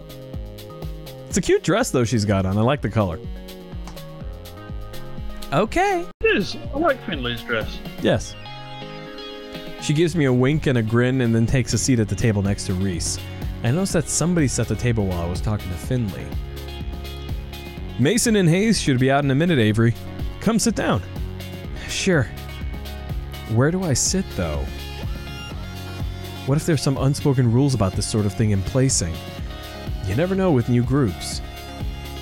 Landry answers the conundrum for me by beckoning to the seat between him and Finley. Quietly, I take the seat. Mason emerges from the back with a large tray balanced atop each hand. One tray has a giant stack of French toast. The other is some kind of egg thing. I'm not sure, but it looks amazing. Whoa. I had no idea how hungry I was until just now. She sets the trays down in front of us, then returns to the kitchen. I hope she gets back soon because I'm about to be on that egg thing like mochi on wet food. Mason returns a few moments later, cradling 6 empty coffee cups in her arms. Hayes follows in tow, carefully balancing a carafe full of coffee. They set the cups and the carafe on the table and take their seats. Hayes' butt barely hits the chair before the others start to dig in. Oh, what a lovely group. I'm a little afraid that I'll lose my hand in the fray if I try to jump in now, but I'm so hungry. Landry reaches out an arm from behind a fortress of French toast slices. He lightly bats at Reese's hand as it reaches for the syrup pitcher. Save some for Avery. Jeez, calm down. You're the one stealing all the food. I haven't taken any more than usual. Breakfast is important. While everyone shouts and chatters across the table, I help myself to a bit of everything. I'm not used to eating a real breakfast, especially one that didn't come out of a microwave, so I'm gonna savor this. Wow, this is amazing! Mason, what is this egg thing? Mason's eyebrow shoots up. She looks at me like I grew a new nose. Frittata. Is that like a souffle? It looks like it'd be really hard to make. Just eggs and vegetables in a pan. Still, I know I wouldn't be able to make anything like that. It's really nice to have a real breakfast. What do you usually eat, Avery? Mostly cold pizza or toaster tarts, I guess. If I remember to get them. Mason glares like I just knocked her plate on the floor. She stares directly at me, through me, with a hard look in her eyes. You eat here now, always. Can I still have pizza sometimes? Not for breakfast. Ever. I can hear Finley and Reese snickering. Okay, but other times are still okay, right? Mason rolls her eyes and goes back to her coffee. Yeah, what the aardvark says, Mason, if you think that's bad, you should see Avery's room. No. Reese stares up at me between bites of French toast. Avery, when we're done, we need to talk about dress code. Oh, Reese, don't start this again. Shh, it's an important part of a new employee orientation. Landry passes a positively pained look at Reese. He glances at me, but a poke to the ribs from Finley sends him staring back at his plate. Landry, you're such a mama bird sometimes. Lighten up. Avery, look at this place. We take our visual presentation very seriously here. Mason gives another grunt. Hayes places his empty plate and cup on Mason's plate, takes a stack into the back with the urgency of a tactical retreat. Graves and I expect a certain level of decor with the waitstaff. Is this about my outfit? I woke up a little late, so... No, this is about uniforms. Mason pushes her chair away from the table with enough force that it wobbles briefly on two legs. She stands and takes my plate in with one fell swoop. Opening soon. Time to get ready. She picks up the now empty cast iron skillet with one hand. Yeah, I know, this from the boy with the sideways hat. Mahoshi laying down the burns in the chat. She picks up the now empty cap. Yeah. That patrol cap is a bit questionable. Yes, it is. She picks up the now empty cast iron skillet with one hand and balances a few of the other plates on top. That looks heavy, but she's holding it all like it's nothing. Yeah, 'cause chefs are jacked. Come on. She stares at me and gestures to the back door with a head nod before she heads back into the kitchen. Don't think you can run off so easily, Avery. You'll get written up if you don't have your uniform.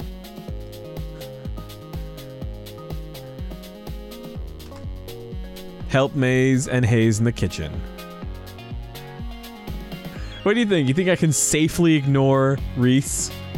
I feel like I feel like I can safely ignore him. Because I feel like Mason and Hayes are where it's at. No, you should help Mason. Be a good lad. I mean, they've just fed you breakfast. Indeed. Is Mason really the only chef here? That must take a lot of work. I bet she could use some help. Mostly, I'm just grateful she gave me an out. Whatever Reese is planning, it doesn't sound like anyone but Finley cares for it. No, thank you. I think Mason and Hayes wanted my help, though. Fine. If Mason needs the help. But you're not off the hook for this yet. Reese. Oh, come on, Landry. Don't look at me like that. Something is definitely up. Whatever it is, I am not gonna fall for it. Well, I'll be back once Mason says I'm done. I quickly retreat back to the kitchen before Reese can delay me further. Even though I work here now, I still feel like I'm trespassing on hallowed ground. I've never been in a restaurant kitchen before. Heck, I'm barely in my own kitchen. It smells amazing, almost enough to make me hungry all over again. Hayes is at the sink, carefully scrubbing the iron skillet we used at breakfast. It looks like he's already got the dishes on lockdown, to be honest. Mason only spares me a glance. She's already back to work, and it looks like there's a lot of it left to do. She dips a long spatula into a metal bowl and heaps a glob of frosting on the top of a cake. It's mesmerizing watching her move as she works to smooth the frosting. Can I help? Any experience? With what? Baking? Don't know why I asked. She doesn't bother looking up, but it feels like she doesn't have to see the cake to decorate it. I bet she could do this in her sleep. I bet she has done this in her sleep. Don't touch anything. God, that'd be good, wouldn't it? Huh? Fucking just, you just wake up in the morning and discover you've fucking made a cake. Yeah, Let's see here.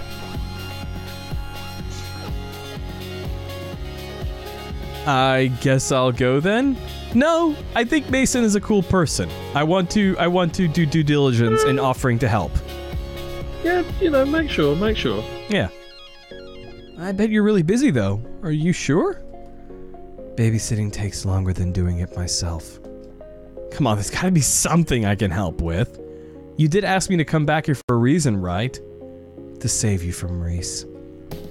If you insist, carry those boxes out. She gestures to a pile of collapsed cardboard boxes sitting by the kitchen door. They're all much wider than my arms can go around, and about half my height. What the heck were they shipping in there? Horses? Roger, out where? Out back, Throw him wherever. You can count on me. No time for insignificant details like logistics or arm strength. I'm gonna do it. Go for it, Avery. I try to wrap my arms around the flattened boxes. You go, man. But I was right. My fingertips barely touch either side. I can't just pick them up in my hands either. They're too thick to grab from the top. Maybe if I balance the boxes on my feet like so. Oh, this is all going for disaster. And brace it with my hands like this. There. But how do I walk out the doors like this? I guess I could just waddle. Ha! I start at a rough, sudden noise behind me. The cardboard slips from my hand and cascades to the floor in a floppy, boxy avalanche. Ah! The sound happens again. I turn around, and though Mason is facing away from me, I can see her shoulders shaking ever so slightly. Is she laughing?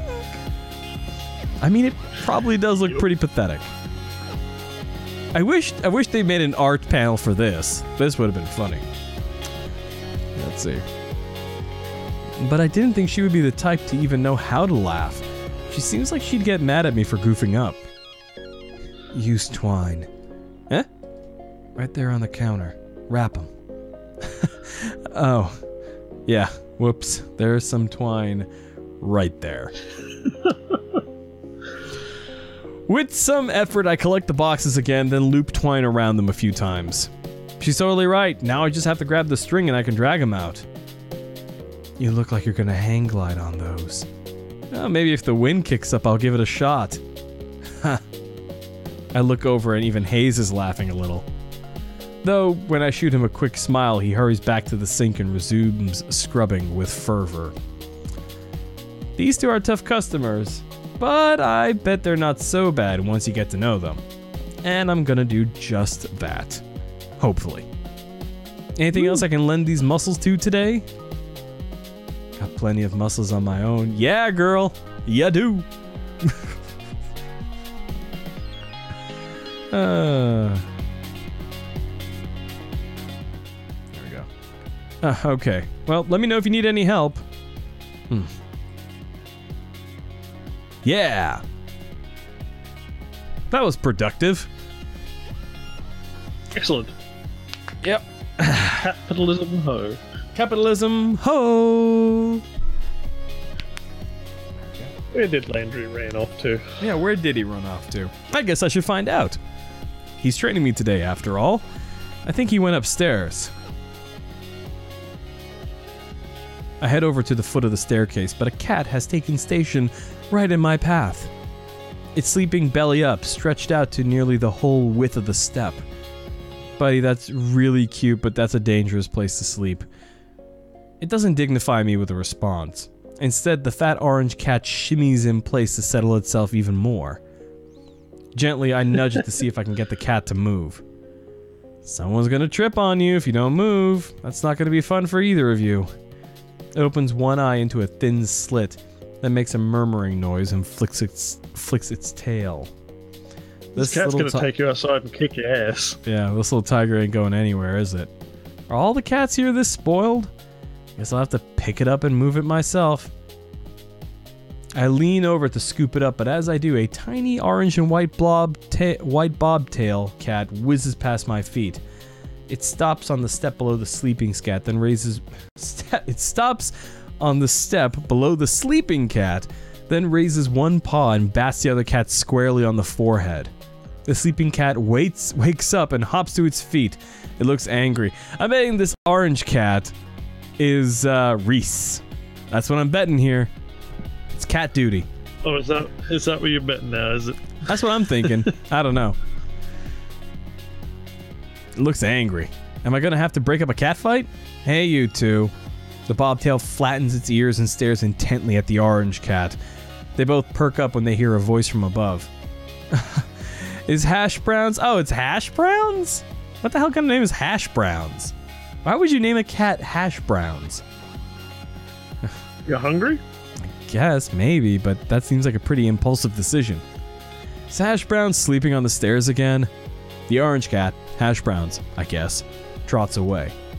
Landry works his way down the stairs, eyes on the bobtail kitten. Was it really necessary to smack him? You should be nice.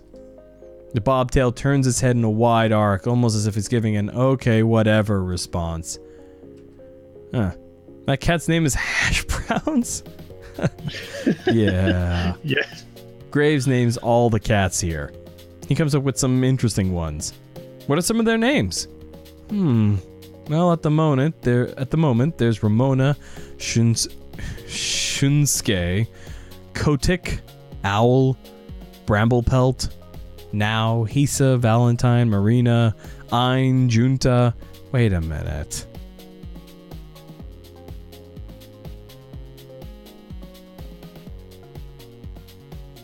Wait a minute, what? I don't know. My brain is saying, hang on, there's a pattern here, but I don't know what that pattern is. Kotick. Isn't that the name of a Pokemon or something? It's Probably. It's the name of a guy who worked at Xbox? Bobby Kotick?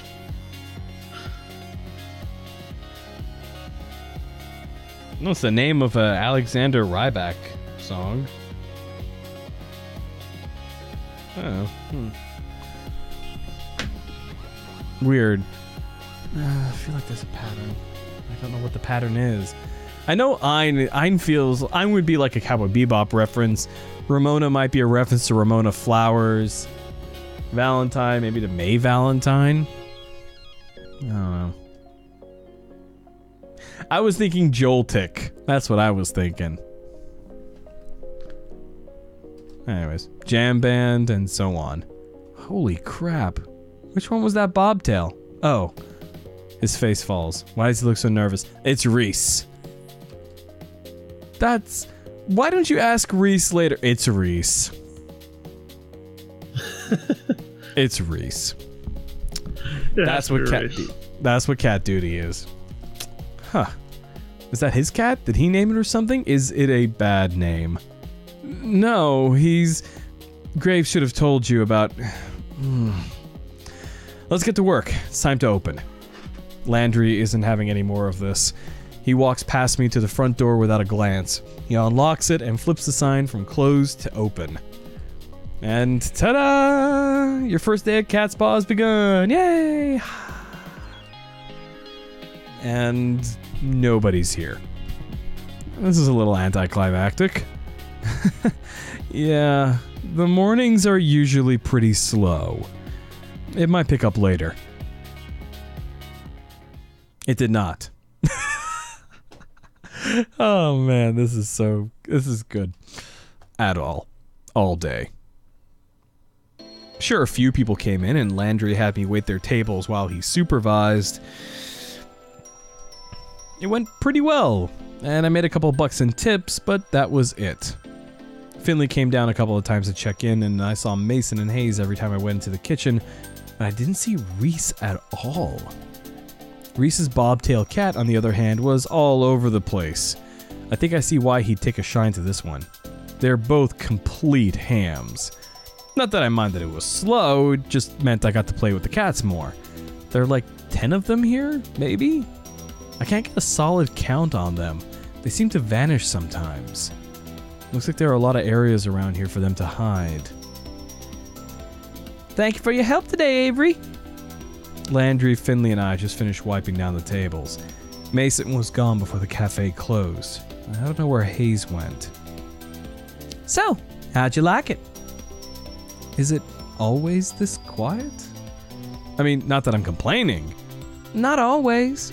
Tomorrow should be busier for sure. I got plans. Oh, we should get here early then. Don't say that like you aren't always early. Oh, I have to come in earlier? Don't worry too much about it, Avery. Just show up at your regular time. Oh, thanks. I can't imagine what busy means here. What, like 6 people in here at the same time? I got a little more work I want to do on the blog, so y'all go on ahead. I'll close up if Graves doesn't get here to do it. Oh, thank you. Avery, you can head out. Thanks. Are you leaving now? I could walk with you. I'll I'll be out in a bit. You go on ahead. Oh, all right. See you all tomorrow. Night.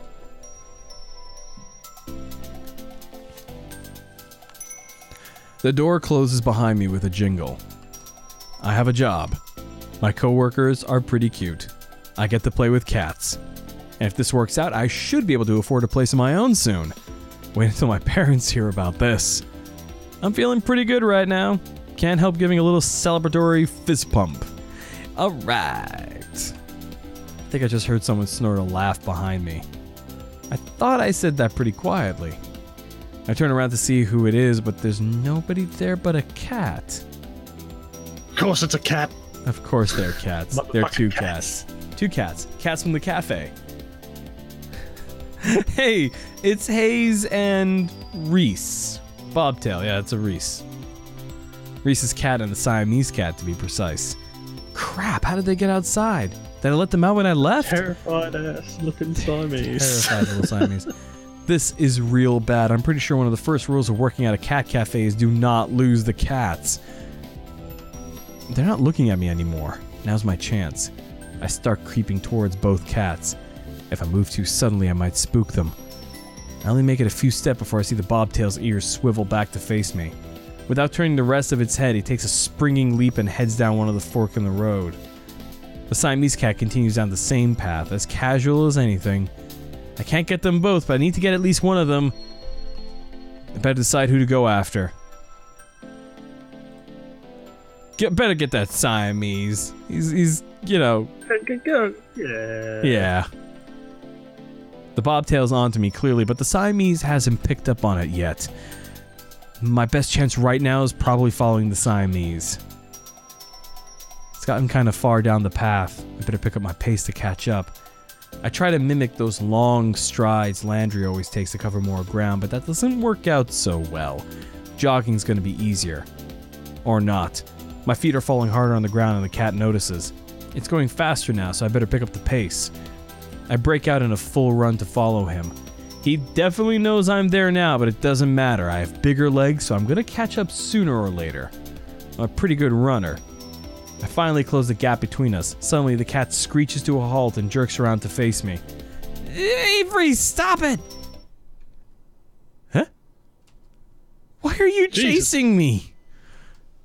Because you got out. What am I saying? What are you saying? How are you saying? It's me. Me? Hayes? Last I checked, Hayes was a guy with glasses. You didn't seem like the pranking type, Hayes. The Hayes cat is puffing like a dusting brush. I feel bad this cat's getting caught up in whatever shenanigans they're trying to put me through right now. This seems like it should be against work procedure. He's telling the truth, Avery.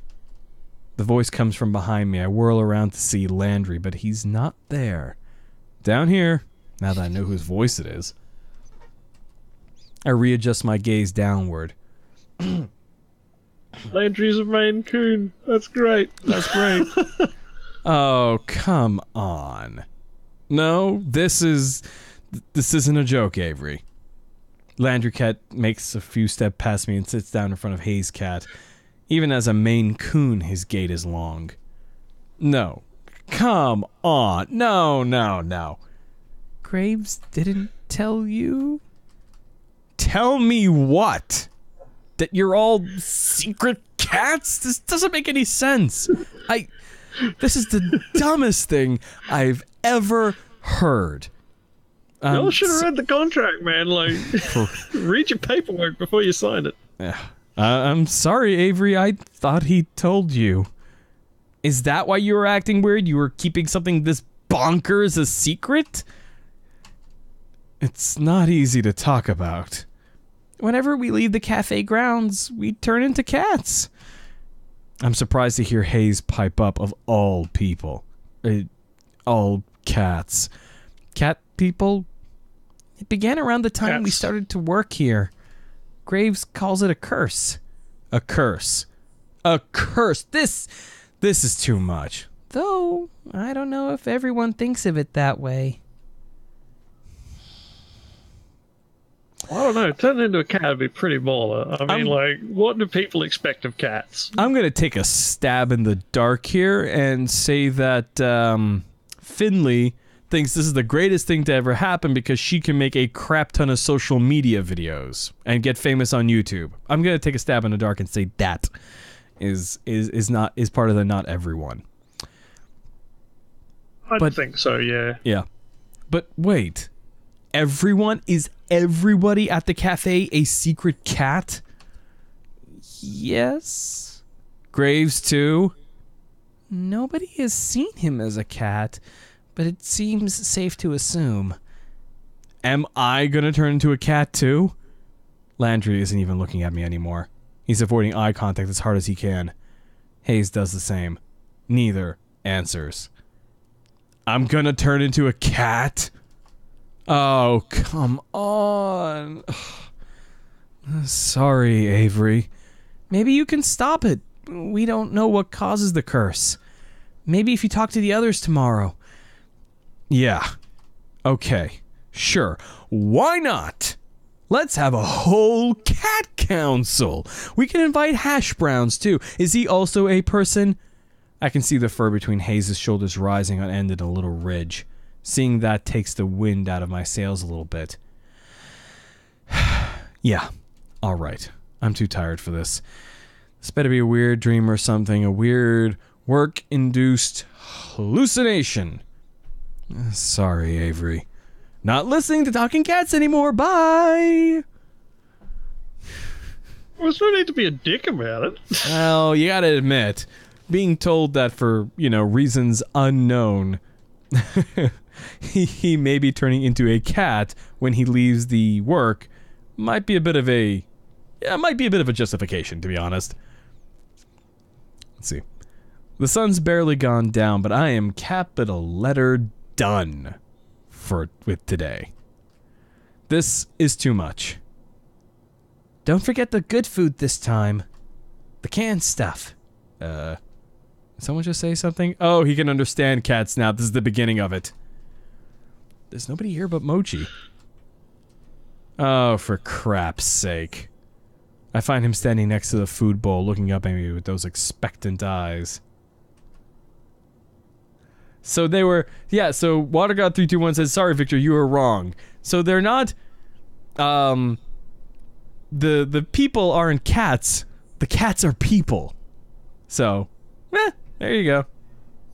Except the cats, which are cats. Except the cats, which are cats.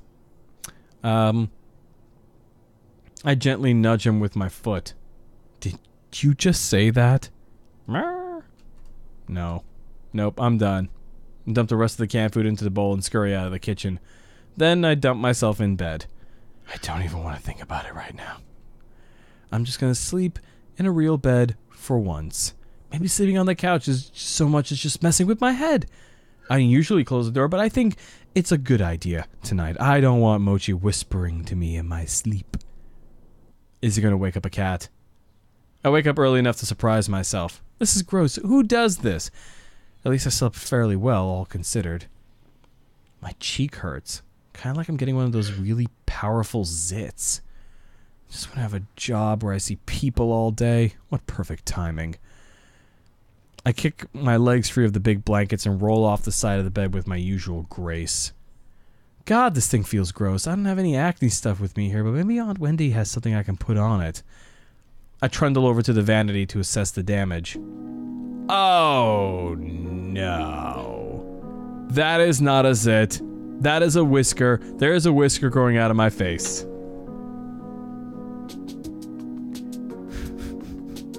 Pluck that shit.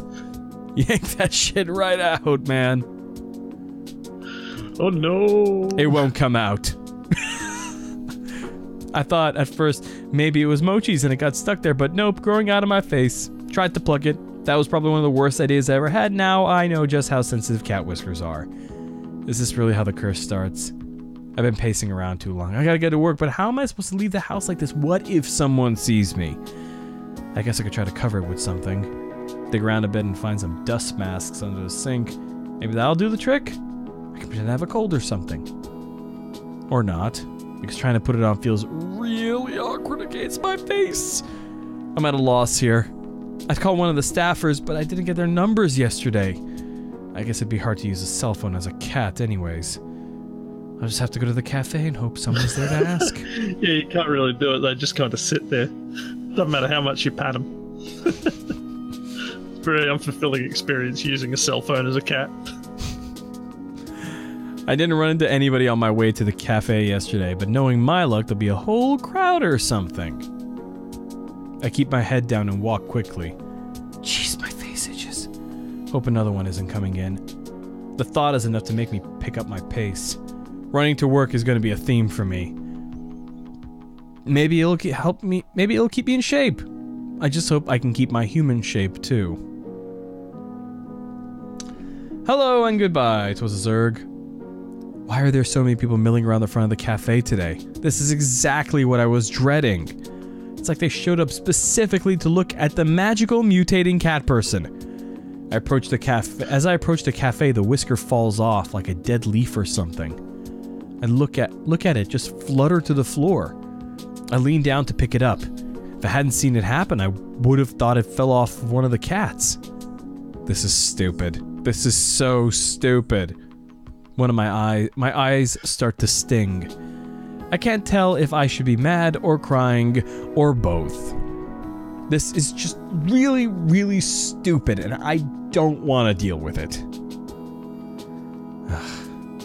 Oh, hey, new angle. That's cool. I kick the door open with my foot, but it's actually pretty heavy, so it just sort of nudges open. Where the hell is Graves? Looks like most of them are already here. They're already setting the table for the graveyard. Yeah. They're already setting the table for breakfast. Like this is just a regular, normal day where nobody grows cat whiskers. Oh, Avery. I don't think he's here. I don't think he's in yet. What's the matter? This is the matter. This whole dumb situation. He probably can't see the whisker I'm waving around, but I don't care. He knows what I'm talking about. Oh, is that yours? What kind of cat are you? I'm not any kind of a cat. I'm a people. I can't believe this. Come on, Avery. You should have known this was gonna happen. How the hell was I supposed to know? Sounds like somebody here didn't read his contract. Sure, but did we tell him or didn't we tell him? We fucking told him. We fucking told him.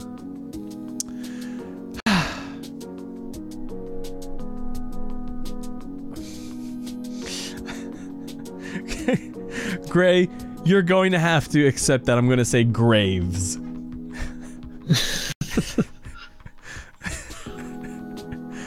Gray! Damn it, Gray! The safe areas and other tips are mentioned in the welcome pamphlet. What contract? You signed some paperwork when you started, right? Yeah. Well, how can you all be so chill about this? We work for an evil dungeon lord who's turning us into cats. I don't think. To be fair, I think they just call them basements. Yeah. I don't think they're called dungeon lords. Avery, none of us are happy about it either. We're doing what we can. There's gotta be more you could be doing. Where is Graves? He may be upstairs, but I don't know. I remember hearing Graves going up some creaky steps yesterday. Maybe that's his office or something. Whatever it is, that room's gonna be missing a door after I kick it off its hinges. I storm towards the back of the cafe. The steps must be back here somewhere. Hayes and Mason are in the kitchen. Hayes is gawking and even Mason's got an eye on me. Avery, where are you going? Avery, where are you going? I've had enough of this. I'm going to give him a piece of my mind. What? This curse crap! The others trail me to the kitchen. What am I, the cat herder? Avery, chill out. We aren't all mad about it. Most of us signed up for it on purpose. It's done some good things for some of us. Well, I'm mad about it. I'm mad as hell. Turning into a cat won't do jack for me. I know you're mad, but it's not Graves' fault. He does a lot to help us. We owe him. I don't owe him a damn thing. Seriously, Avery, shouting at our boss isn't going to change anything. There's nothing we can do about it right now. Let's just sit down and talk about it.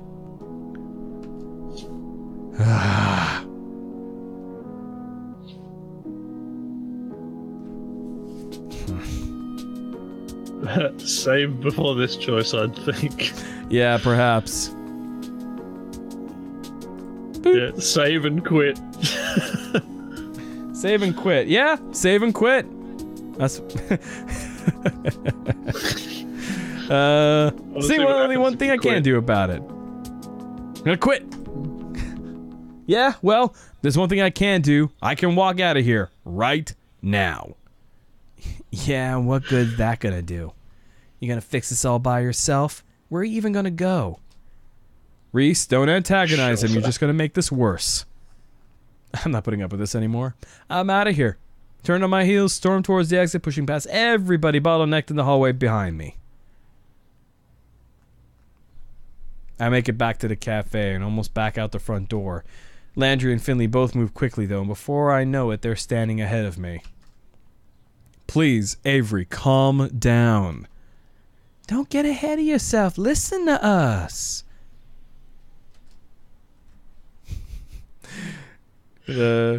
Save. Double down, double down, double down. Double down. You've already saved. Don't worry about it. I'm done listening to this crap. I storm past them, letting the door slam behind me. I can hear them shouting as I go, so I break into a run, full tilt away from the cafe. Nobody follows me. I can't hear anybody after a few minutes of running. I keep running breakneck until my lungs give out. I don't know if a cat could run that fast for that long. I want to find out. My face itches. I reach up to scratch at it. I feel the texture of fur against my palm. Oh god, you've become a furry. Oh no, this is terrible. Hilarious. Paw, not palm, my gray cat paw. My body tingles all over. I hate it. I cannot stand this. I run as much as I can until I can't run any further. My back feels long. I can't stand upright anymore. I have no choice but to put my hands on the ground. My paws? They aren't hands anymore. They never will be again. Where am I? This isn't anywhere near my apartment. I could get home, but what then? Where will I go now? Who can I tell about this? What do I do? Will Mochi even recognize me? I'm alone except for him. All I know is no matter what happens, I'm sure as hell not going back to that cafe. There's an achievement. Take this job and meow. Alright, load back and then clearly. let's actually talk to these That's people. a bad end right there. Hold on, what's that achievement? I can't get Steam to load up that You say that's a bad end, but like, look at this. Our year 2018. Fucking, like, I think, are you sure you wouldn't rather be a cat? Yeah, I'm still sure I wouldn't rather be a cat. Alright. Let's continue from this choice. Autosave will be overwritten. Yes, please, thank you.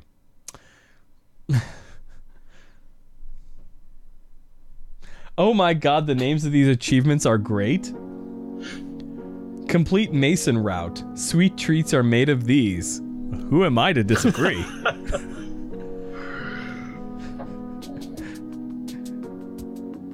Meme Weaver. Meme Weaver. Weaver. That's complete the Finley route. Tool assisted run. A vampire must be invited. That's unlock Graves. Complete the Graves route. Ravensworth backwards spells Dracula. Fuck no, it doesn't.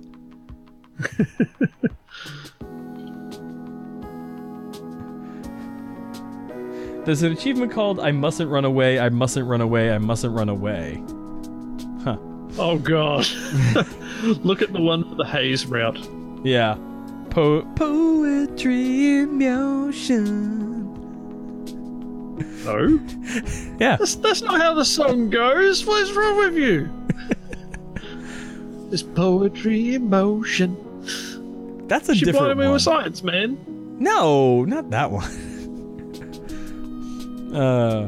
I mustn't run away. I mustn't run away. I mustn't run away. Okay, I get that. But hypothetically speaking, where would I run away to?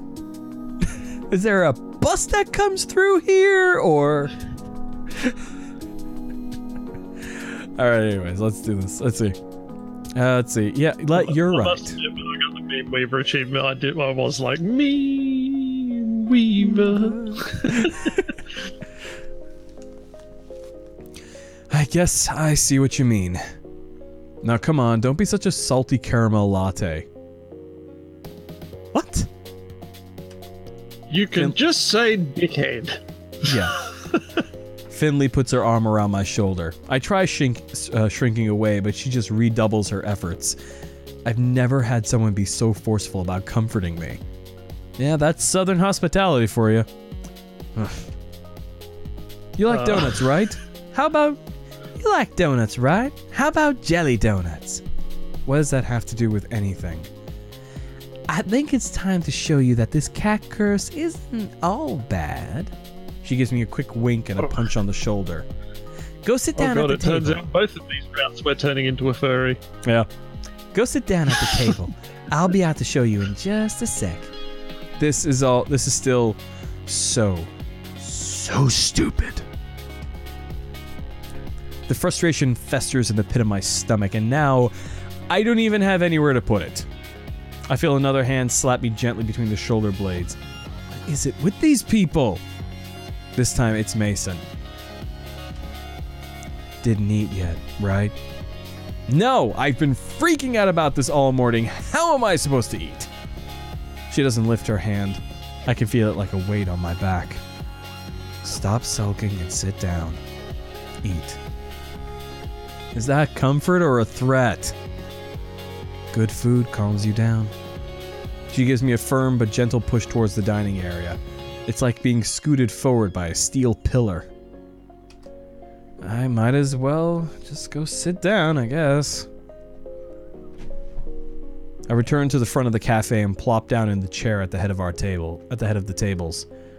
After all that following everyone was doing before, no one's bothered to come back out yet. Maybe they think I could use the space to cool off. It feels a little like I'm in timeout. First out of the kitchen is Hayes, of all people. He tiptoes up and delicately sets a small teacup down in front of me. It's caramel and lavender tea. It can help with stress. I drink it sometimes when I'm overwhelmed too. Like, when is that? All the time? He's just got an IV. Yeah. No, I forget the name of the machine that people who, that some people wear that continuously injects insulin. Diabetics? No, diabetic is what they are. It's like a machine. It's Oh, an insulin pump. Yes, thank you, insulin pump. I said chamomile, didn't I say chamomile? Let's see here. I pick up you said caramel pump. Did I? Yeah. All right. I pick up the teacup and hold it up to my face. It smells lovely, at least. You know what some people do? Some people take chamomile, dried chamomile tea leaves, chamomile tea leaves, and they put it into We've cigarette gone wrap. from caramel to camel meal. That's why I said chamomile. No, camel meal. That's why I said chamomile. No, that's... What are you saying? What am I saying? No, you're saying camel like the thing with humps, and No, then I'm meal like the things with humps eat. I'm saying chamomile. Look, Chad agrees with me. Whatever. Some people take It's cam like a camshaft. I understand like that. Yes. And Yeah. then meal. Like Yes, I understand thingy. that. Anyway, some people take chamomile tea and chamomile tea leaves, and they put it into wrapping paper, and they smoke it. Apparently, it's like gives you 10 times the relaxing effect that regular chamomile tea gives you. So, Shit, I just buy weed. I'm telling you this information. You can decide what you want to do with it. He looks at me with his eyebrows upturned until I take a sip.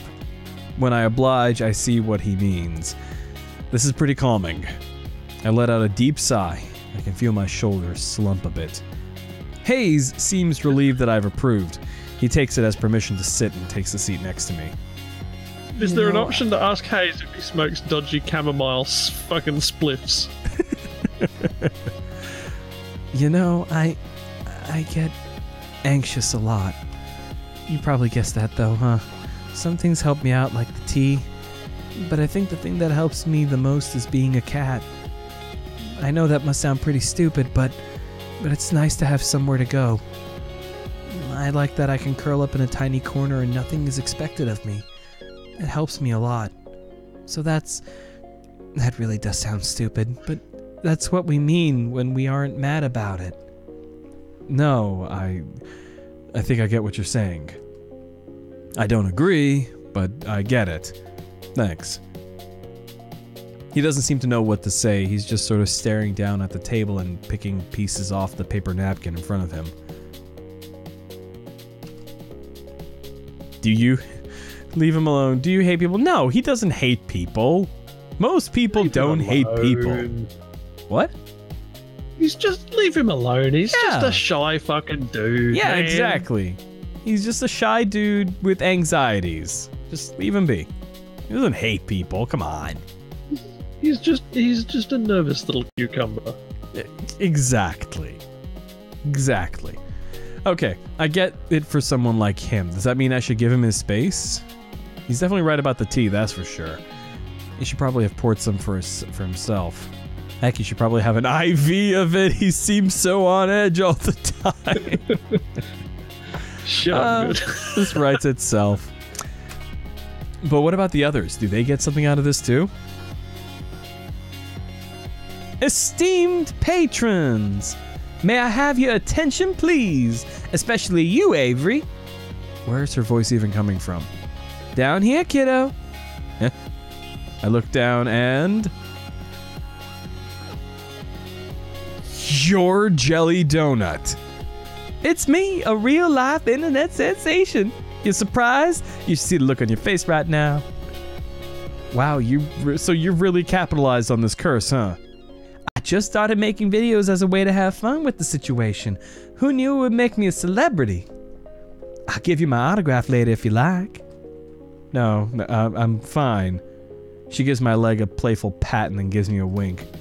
You're so starstruck. I am not.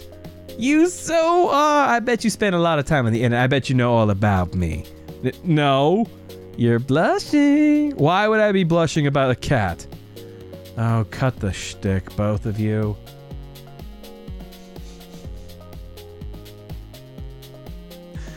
Reese saunters up, serving platter in hand. He nudges Finley aside with his foot, scooting her a good distance from the table. Rude. Are you over your temper tantrum, Avery? Well, I almost was, but then you had to come in here and call it a temper tantrum. No sense of humor, just like I said. He reaches over my shoulder and sets a plate of pancakes down in front of me. Yeah, 0 out of 2 predictions for Victor. Wait, what was the other one? Wait, hold on. What's the second prediction? I said that she was going to be Jelly Donut? You did. I did.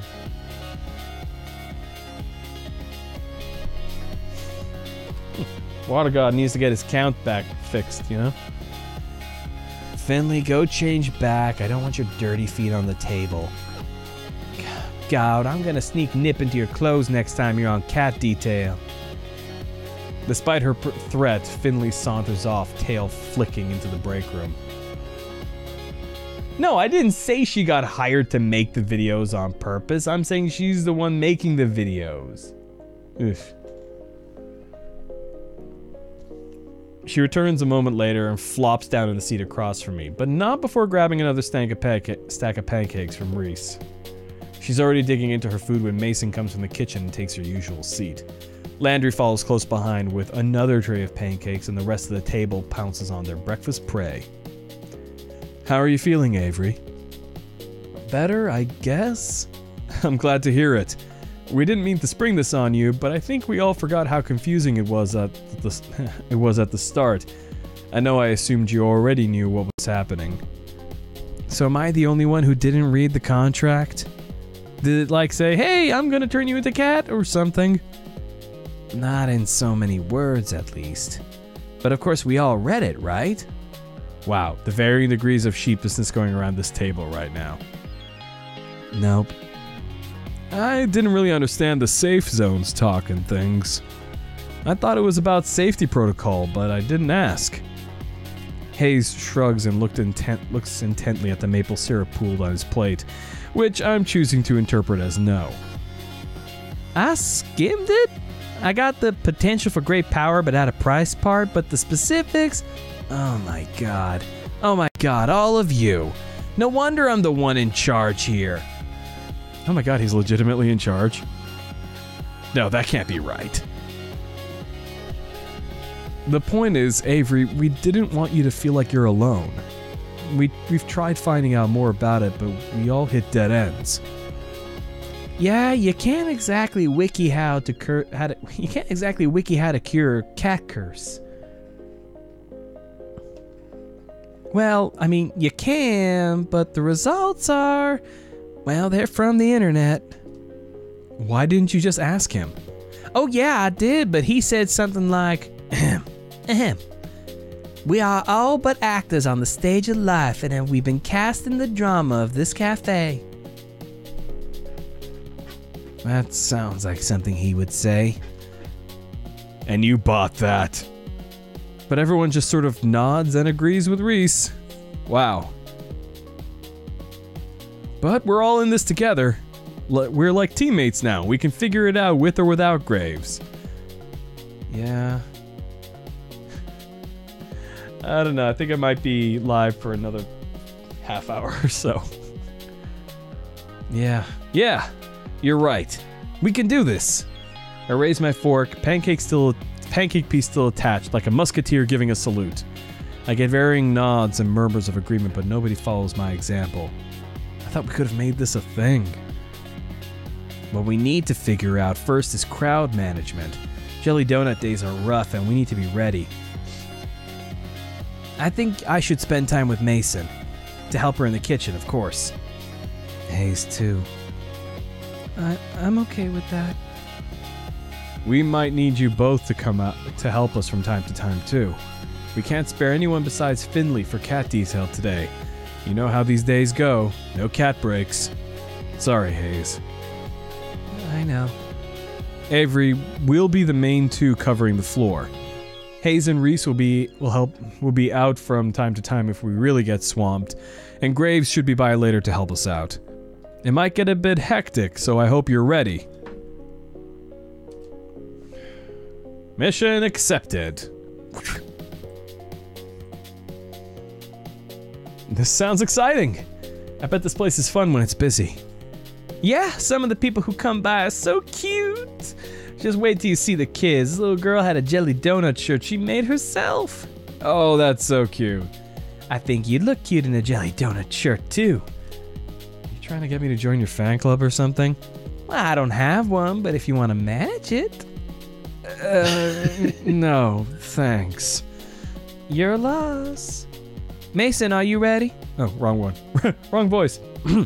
Mason, are you ready? This is gonna be a long day for you. I like a challenge. Sure, if any of you read Questionable Content, the comic by Jeff, I don't know how to pronounce the J. Jeff Jacques. Jacques? Okay. By Jeff Jacques. She reminds me of the character Brune. So, yeah. Now finish eating so we can get back to work. Yes, ma'am.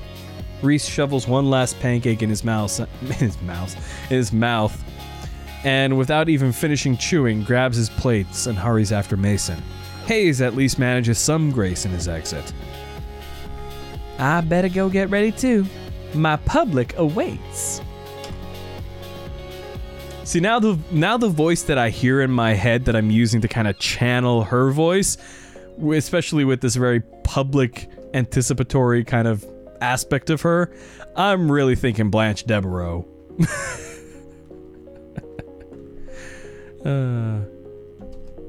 She disappears into the back as well. Alright, Avery, drink your coffee because it's time to get energetic. Yeah. Good, because if you look outside the cafe and around the corner... Oh man, is that why there were so many people out front? Yep. I better chug this coffee then. Well, better get pumped. And oh boy, did it become busy fast. There was a crowd of people as soon as we opened the door, and they're all clamoring to see the internet sensation, Jelly Donut. They pour in like a leak in a ship's hull. Landry tells me that sometimes we have to cap the number of people allowed in at a time, but it's not that bad yet. Hopefully the numbers stay down until Graves gets back. We'll need the crowd control in the afternoon. Where the heck is he anyway? I'm sure he has a lot to deal with. There's a lot to managing a restaurant than what goes on inside, I'm sure. He always comes to help out sooner or later. I'm having a lot of trouble picturing Graves waiting tables.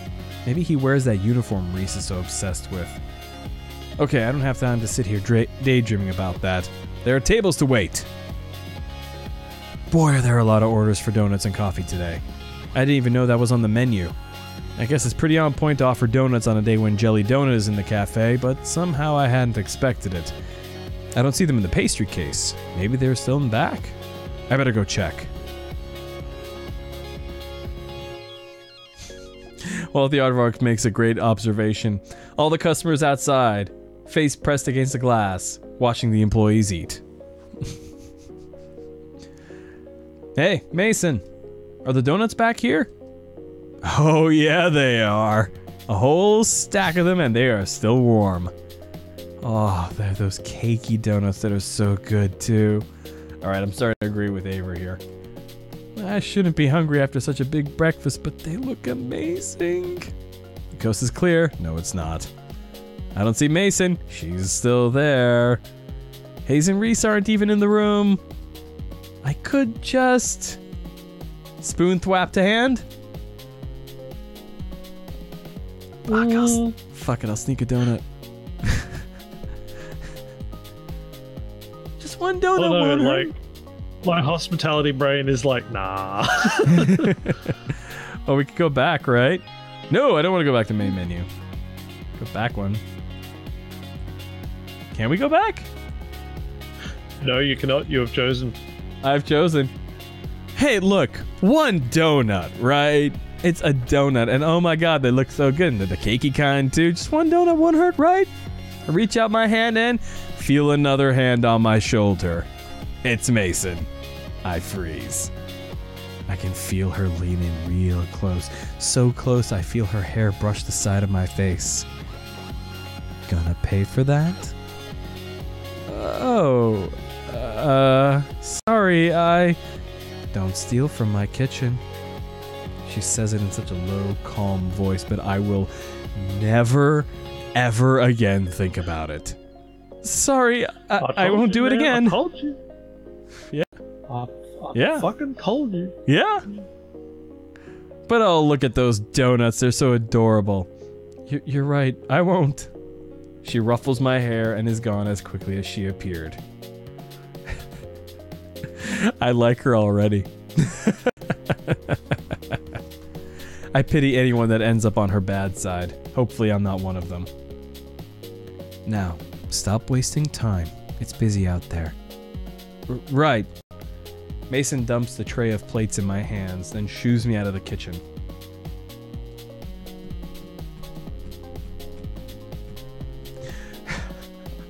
Water God says, I mean, they could have also seen Jelly Donut come out and have a conversation with one of the employees. Which is true. That is a true thing. I bring the plates to their respective tables. I'm getting really good at this waitstaff stuff. Boy, oh, you have just begun. Oh, thank goodness you're back, Avery. We're so swamped. Avery, to the rescue. This is still a bit much. It's like we're under a waterfall of people who want to see Jelly Donut or something like that. I don't know, I'm too busy to think of a good metaphor. Finley's loving it, though. Just look at her mug for the camera. Oh, there they go again. She is an adorable little kitty cat. Someone else trying to put their donut on her head. Excuse me, please read the rules. We can't let customers bring food to the cat play area. Fine, whatever. Jeez. You see something on the internet and you think it's okay to do it in real life? Some people. Somebody better talk to that kid about these bad habits she's encouraging in people. The offending customer's already vanished back to his table, but now there are 3 people who have taken his place. We need more babysitters. One at a time, please. No flash photography. Oh, thank goodness. Reese and Hayes are back out to help corral the crowds. Reese is taking a spot at the door with the world's tiniest bouncer. And Hayes is taking someone's order. Which reminds me, I better get back to work too. We're in the final stretch, but dang is this exhausting. My pockets are bursting with tips, but that's not much consolation if I feel like I'm never gonna leave this place. I could really use a break. Hey. What's she doing out here? Does she need a break too? I suppose I shouldn't be too selfish. I'm not the only one working my butt off here. Get in here. It's not a request so much as a command. I better go see what's up. Mason, thus far, is my favorite character. Meh. What about you, Churbs? I like Finley, but I'm also down with Mason. Yeah. Like, I'd be friends with Finley, but I do have a weakness for tall, muscly girls. Yeah, me too. And tall, muscly boys. But not too muscly if they're boys. Anyway. Anyways. Did some kind of baking bomb go off in here? We're all taking turns bussing tables, but this crowd hasn't left much time to deal with dishes and cooking utensils. I need your help. And here I thought you didn't trust me in the kitchen. I don't, smartass. I need coffee. Yeah, me too. No. We're low on beans. Get them from the basement, right around the corner. I'm swamped. Oh, duh. Yeah, of course. Just a sec. I'll get them. Never been in the basement before. It's probably not a great idea to get someone to help me out, but dark spaces kind of creep me out. This is a restaurant, not a haunted house. Are you sure it's not a haunted house? Because dark space was pretty creepy.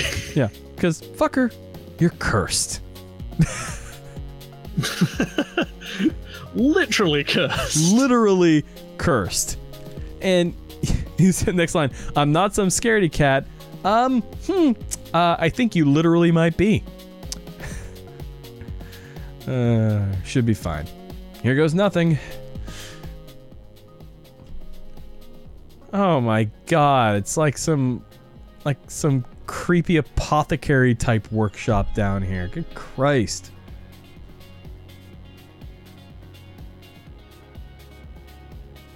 I do like how the music has music volume's been lowered. That is a lovely geode. Yes, it's a big geode. Wait, what the hell is that? It's like it's got horns and bat wings and a tail? There's way too much creepy goth shit in here. Holy crap, Graves. I tried to give you the benefit of the doubt and then this happens. This isn't the restaurant storehouse, it's a Halloween surplus store. Is that? It is. It's a curio full of model skeletons. What the hell? What's he got padlocked in that cabinet? Do I want to know? Yeah, I better get out of here and get back upstairs quickly before I get attacked by a giant toad. I find a giant bag of unground coffee beans that I'm sure I can just barely lift myself. But more interesting is the book that's resting on top of it. With its worn leather cover embossed with silver swirlies in the shape of a cat. Looks like a spell book or something. Probably Graves' diary. I'm so curious. It wouldn't hurt to take a little peek, right? Of course it will. And that's why we're going to do it. What the heck? I don't get this at all. Is it all written in code or something? This is all nonsense. Show me the code. Wait a second. Why is my name in here? Ew, Graves is writing about me in his diary? Avery. Ooh, she sounds mad. Now's not a good time to start reading. The book is really tiny and just fits in my hoodie. I'm gonna look through this when I get home. It's written in cat, says WaterGod321. Probably nothing, but after seeing my name in it, how could I resist taking it home for a better look? I'll bring it back before anyone even notices it's gone. Oh, except if someone goes looking for it in the, 12 to 8 hours you're going to be away from the cat cafe. Not to put too fine a point on it. Okay, but seriously, I should leave before a crow lands in my hair or something. I have the coffee bag in my arms and trundle up the stairs back to the kitchen. Connie React says it's written in the language of dance. Nah, if it was, we'd be able to read it, remember? Yeah. Well, it'd be steps. It'd be a step chart. QQ. It'd be SSQQS. SSQQS. That's a slow, quick, slow. The light of day. It's way too quiet in that basement. Barely get the door open when I hear muffled noises from the dining room and clanging of pots and pans in the kitchen. Get lost? Took you long enough. Sorry, I don't know my way around down there yet. Creepy, isn't it? Yeah, I'm glad you said it. It gave me the chills. I like it. Somehow, I'm not surprised. Thanks. Now get back to work. Okay. Anytime? The whirring of the coffee grinder starts immediately after I start talking. This conversation is probably over. Better get out there and see what's going on.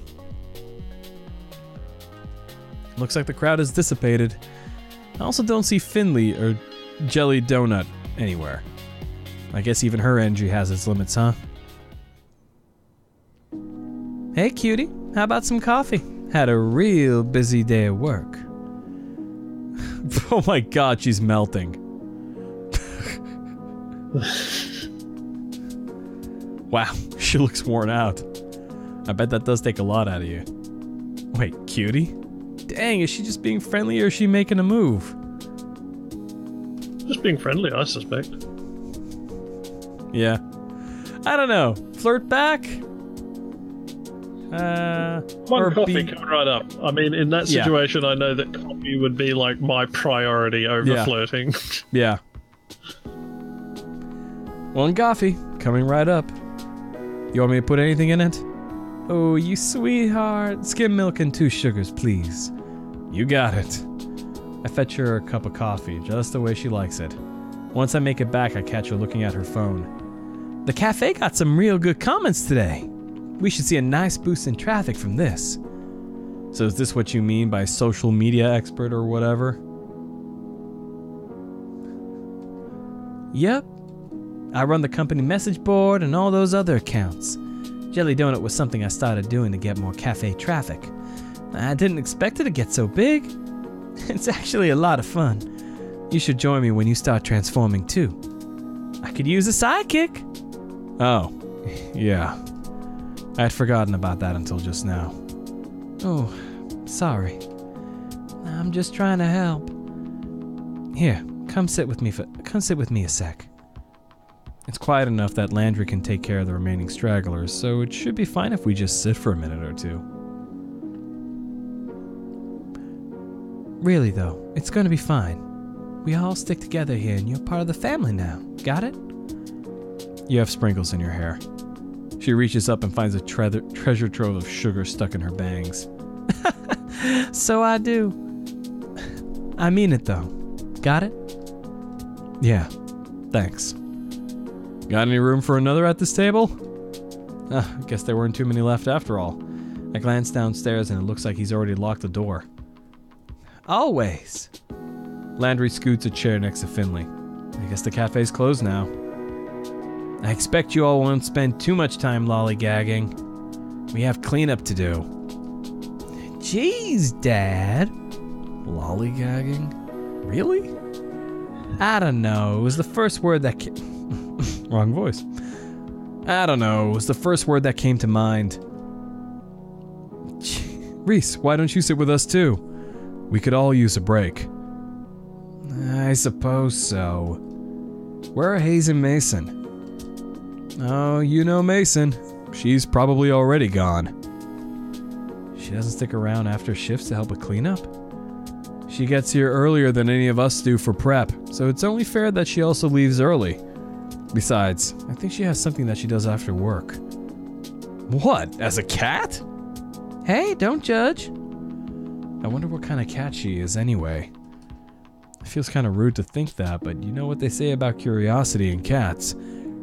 I should see if she's here to thank her for her work. I'll be right back. Tell Hayes to come join us if you see him. You got it. I don't know, I think she's a calico or something, probably? I don't know, I'm not that good at cat identifying. Yeah, right.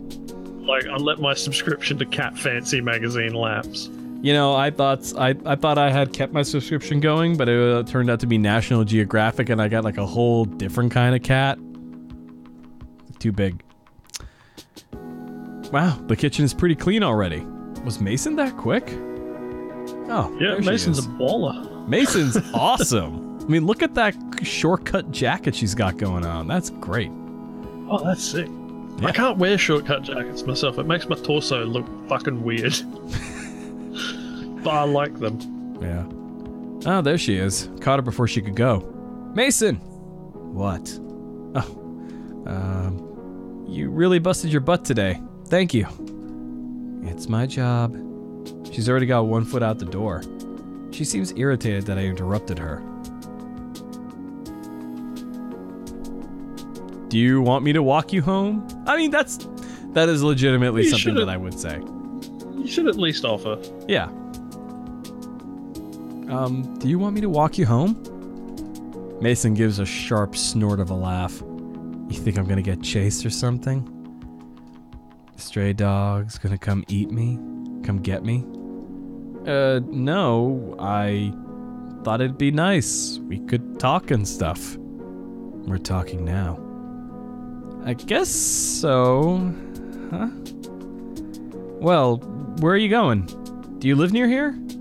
Don't we all? Yeah. Is that all? Well, I guess so. Good night, Mason. Yeah. She disappears around the corner, but a second later I catch a glimpse of a lanky orange cat with a crooked tail. Maybe that's her. It looks like she's heading in the same direction as my apartment. I wonder if we're neighbors. Probably not. That's kind of silly to assume. When I get back to the kitchen, I hear the sink running. It looks like Hayes is doing the rest of the dishes. Why doesn't he come out with the others? Poor boy deserves a break as much as the rest of us. If everyone's a family, like Finley said, he should be part of it too. Help Hayes with the dishes. It's a good thing to do. I guess we could do this real quick, though. Hey, let me help with that.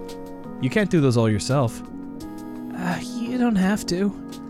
Yeah, I do, or I'm gonna feel bad leaving you in here by yourself. I like it that way. Yeah. Too bad, 'cause I'm here. He turns the sink back on and looks away from me. I guess I was a little forceful. He's acting like I scolded him. We do the dishes together quietly. He washes, I dry. This is really awkward. So... Hayes looks startled like I just shouted at him. I was only trying to break the silence, but maybe I should have had a good follow-up. You been working here long? Nailed it. I suppose so. How long is that? 2 months. I'd get more blood from a stone. Should I leave him alone after all? That's Wait, cool. I thought you were looking for conversation, not blood. Yeah, that's Graves. Yeah. And that's it, huh? Awkward. We finished the dishes without much else by way of talking. Great. Alright, I'm gonna go back out and sit with the others for a bit. You coming? Sure. We both head out, quietly. I grab a cup of coffee on my way back to the cafe. He slips upstairs, probably to get a cup of much better coffee. I head back upstairs, coffee in hand, and return to my seat. Hayes follows shortly after and sits at the table next to us. I reach out and drag his table a little closer to ours. We all sit and talk over coffee for a while. We divide the tips, careful to leave a separate stack for Mason when she gets in tomorrow. It's getting pretty dark. I should get going soon. I say goodbye to everyone and head out. They're all staying late again. I can understand that. Of course they'd want to be human for as long as possible. I'm gonna enjoy this while I can. The gravity of the situation weighs on me as soon as I'm out the door. What the hell am I gonna do once I start turning into a cat? How could I explain that? Nobody would believe me. Meow. And the thought flies out of my head. The black cat with the odd eyes is back. It sits in the middle of the road. Something dangles from its mouth, but I can't tell what. Quit it, Graves. I know that's you. The black cat stares back at me impassively. Playing dumb isn't gonna work. The black cat flops onto the pavement and splays out its legs. It's not even looking at me. Maybe I'm off on this hot tip after all. Are you willing to pat your boss? Are you? Yeah, right. I guess sometimes a cat is just a cat. Everything's getting to me. I get the feeling that, like, fucking, I'm pretty sure that the fucking work, occupation, health, safe, the people who handle cases against people's bosses would have something to say about that. All kinds of things to say. Namely, cats. All the more reason to go home and get some sleep. I'm almost home now. I should figure out what I'm gonna do for Ah! Something just hit my back. Get off, get it off, get it off, get it off, get off. Wait, it's gone?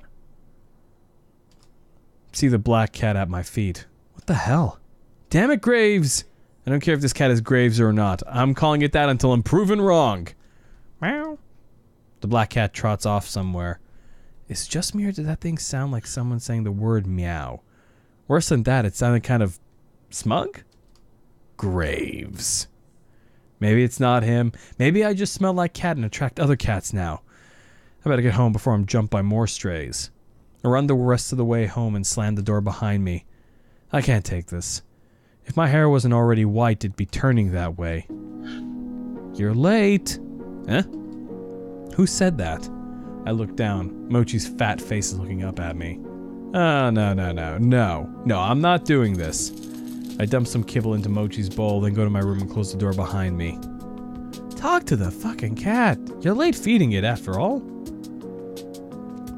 I shamble into my pajamas. When I bundle up my hoodie, I feel a firm, squarish bulge in my pocket. That's right. The book. Maybe something useful is in here. I start to flip through the book again. There's my name. There's Hayes. Finley, Mason, Landry, and Reese. Must be a clue of some kind, but I don't know what it's supposed to say. All these words look like they've been written by birds hopping around in ink. I toss my hoodie on the floor and get to work. Maybe I can decipher it? If I hold the book upside down? No. Is there a cipher? Nope. I don't know why I bothered looking. Of course it won't be that easy. I try for another 20 minutes or so, but it's useless. I give up. Frustrated, I drop the book. It hits my hoodie and ungracefully tumbles over. I shuffle them away with my foot and something tumbles out. What is that? Looks like it fell out of the hood. A bookmark? It's Graves' phone number. Late night booty call. It's a talisman. Booty call. It's a talisman. You mo gui gui fi mi sao. You mo gui. That which is only feels inappropriate. What? You've never seen the cartoon Jackie Chan's Adventures? No. No? Wow. No. Yes, that was a Jackie Chan Adventures reference. Thank you, Connie. There's Jackie Chan's uncle. He always always says these mystical spells and stuff, and talks about talismans. And this mystical spell he always uses is "You mo gui gui fi mi." That's let's see. What's that? Did I leave that in there? Why would I put anything there? I pick it up. Looks like it's got some weird holographic center. The second series with the demons was better, but the backgrounds on both seasons was terrible. Very half-assed. It's kind of pretty. I should bring it back to the cafe tomorrow along with that stupid book. I could have tucked the bookmark into it for safekeeping, but there you go. Hold up. I can read it with this. I don't know how it got here, but it's the key to reading this book. Yeah, the black cat stuffed it in your hoodie. The hallowed covenant of witchery? What? Reese did say something about witches the other day. This might be a good lead to whatever's going on. I settle in with the book and start from the beginning. Spooky music time. Oh, 100%. I've been doing this for days now. Hold it. It's 1:45. It's 11:45 rather. We've been doing this for 2.5 hours. A little bit more. I think it's a good place to stop. We will, however, definitely come back to this. We gotta find out the mystery of the cats in the cafe of Eerst. It is a good time to do the good thing and thank the people who donate money to the channel every month. What for helping this channel chooch? So with that, thank you to all of our Patreon supporters: Kate Macross, Rochelle Mantanona, Geek Nights Podcast, Funeral Cleavage, Dexter Calder, George Davidson, Rin Senpai, Zara Gorgian, Brendan Brothers, Ethan Fryer, Pinup Citizen, Gina Moreno, and Yanol for their generous support in supporting the channel. Their contribution each month pays for the regular expense of this channel, which, believe me, is enough that if it wasn't for their support, I might have to go to a life of piracy. Yeah. Gasp. Sail the high seas. Yar. Yar, matey. Yar, yar, yar. But with that, and additionally, on equal footing on importance wise, thank you to all of you who have tuned in to watch tonight. With your viewership. Your viewership is what entices me to continue, what motivates me to keep doing this, makes it all worthwhile. Where do I find these games? This game, Connie Reacts donated to the show, but I did already know about this game because, as me and Sherpa said a couple of times, we kinda know the people who made it. They are an extended part of our friendship Venn diagram. So, but yes, Connie Reacts donated this game to the show, and so we're going to be playing it. I think we're going to give this another, we're going to do this one more week, and then if I continue to keep playing it myself, I'll just film it and make like a supercut, or just or I'll film it and release it in chunks, you know, that sort of thing. Gosh, it's warm in here. I gotta open that window. All right. One more thing, a couple more things just to say. I am going to be at WonderCon this month. Let me pull up the specific information. I don't actually have the full information of what I'm doing there. Let's see here. Whose chat do I have to look into? Here we go. This month at WonderCon, I'm going to be there Saturday, the 24th. I'm going to be there. I'm doing one panel. It's a fan panel about Cowboy Bebop. And it's going to be at 8 p.m. I don't know the name of the panel. I don't know what room it's going to be in. I just know that it's going to be WonderCon in Anaheim on Saturday, March 24th. I'm going to be on that panel with a bunch of other Cowboy Bebop fans, as well as some cool people who worked on the show. At least the English version of it. So if you're going to be at WonderCon, you should definitely check it out. Come over and say hi. I do love meeting you guys. And, yeah, I'm going to be wandering around. It's like the first time... Sure, but you know, this is like the first convention I'm going to be going to where I'm not scheduled for like 6 or 7 hours of stuff to do. I did not know that, but I could have surmised pretty easily. Yeah. That I have not like primarily attended a convention in like 6 years. Dang. Well, LA Auto Show notwithstanding. So. Not so much convention, more an industry show there. Yeah. YomaCon in Detroit. Connie, you tell YomaCon to get in touch with me. If they're willing to bring me out there, I will come over there. Shit, if they're willing to bring me out there, I'll go out there. I fucking love Detroit. Detroit is one of my favorite American cities. You know, I've never been. It's great. You should go sometime. What's so great? Not to detract from Detroit, Connie, but Turbo, what's so great about Detroit? It's a city where people are chill and like it's the city of music and mad cars, and people there actually seem to have like some hope and some hustle about them, unlike, you know, some other places like New York where everyone's well, maybe not everyone, but a lot of people are real full of themselves and very like, well, New York, and well, fuck you too. Yeah. All right. Well, so Connie, tell YomaCon if they want me to come over there, they can email me. My Frostworks email address is public. It's out there. They can get in touch. We can talk programming and stuff. Check out Aaron. Reach me through him. I'll do pretty much anything. Yeah. And then check out Aaron Charisse. I have to break out of that habit. I really do. Aaron Charisse. I'm going to keep saying Aaron Charisse because she doesn't really have a problem with it. She kind of thinks it's funny. So check out Aaron Charisse's cool video about cool things. The video is... Let me get to the... While I'm clicking over to get to the live thing here.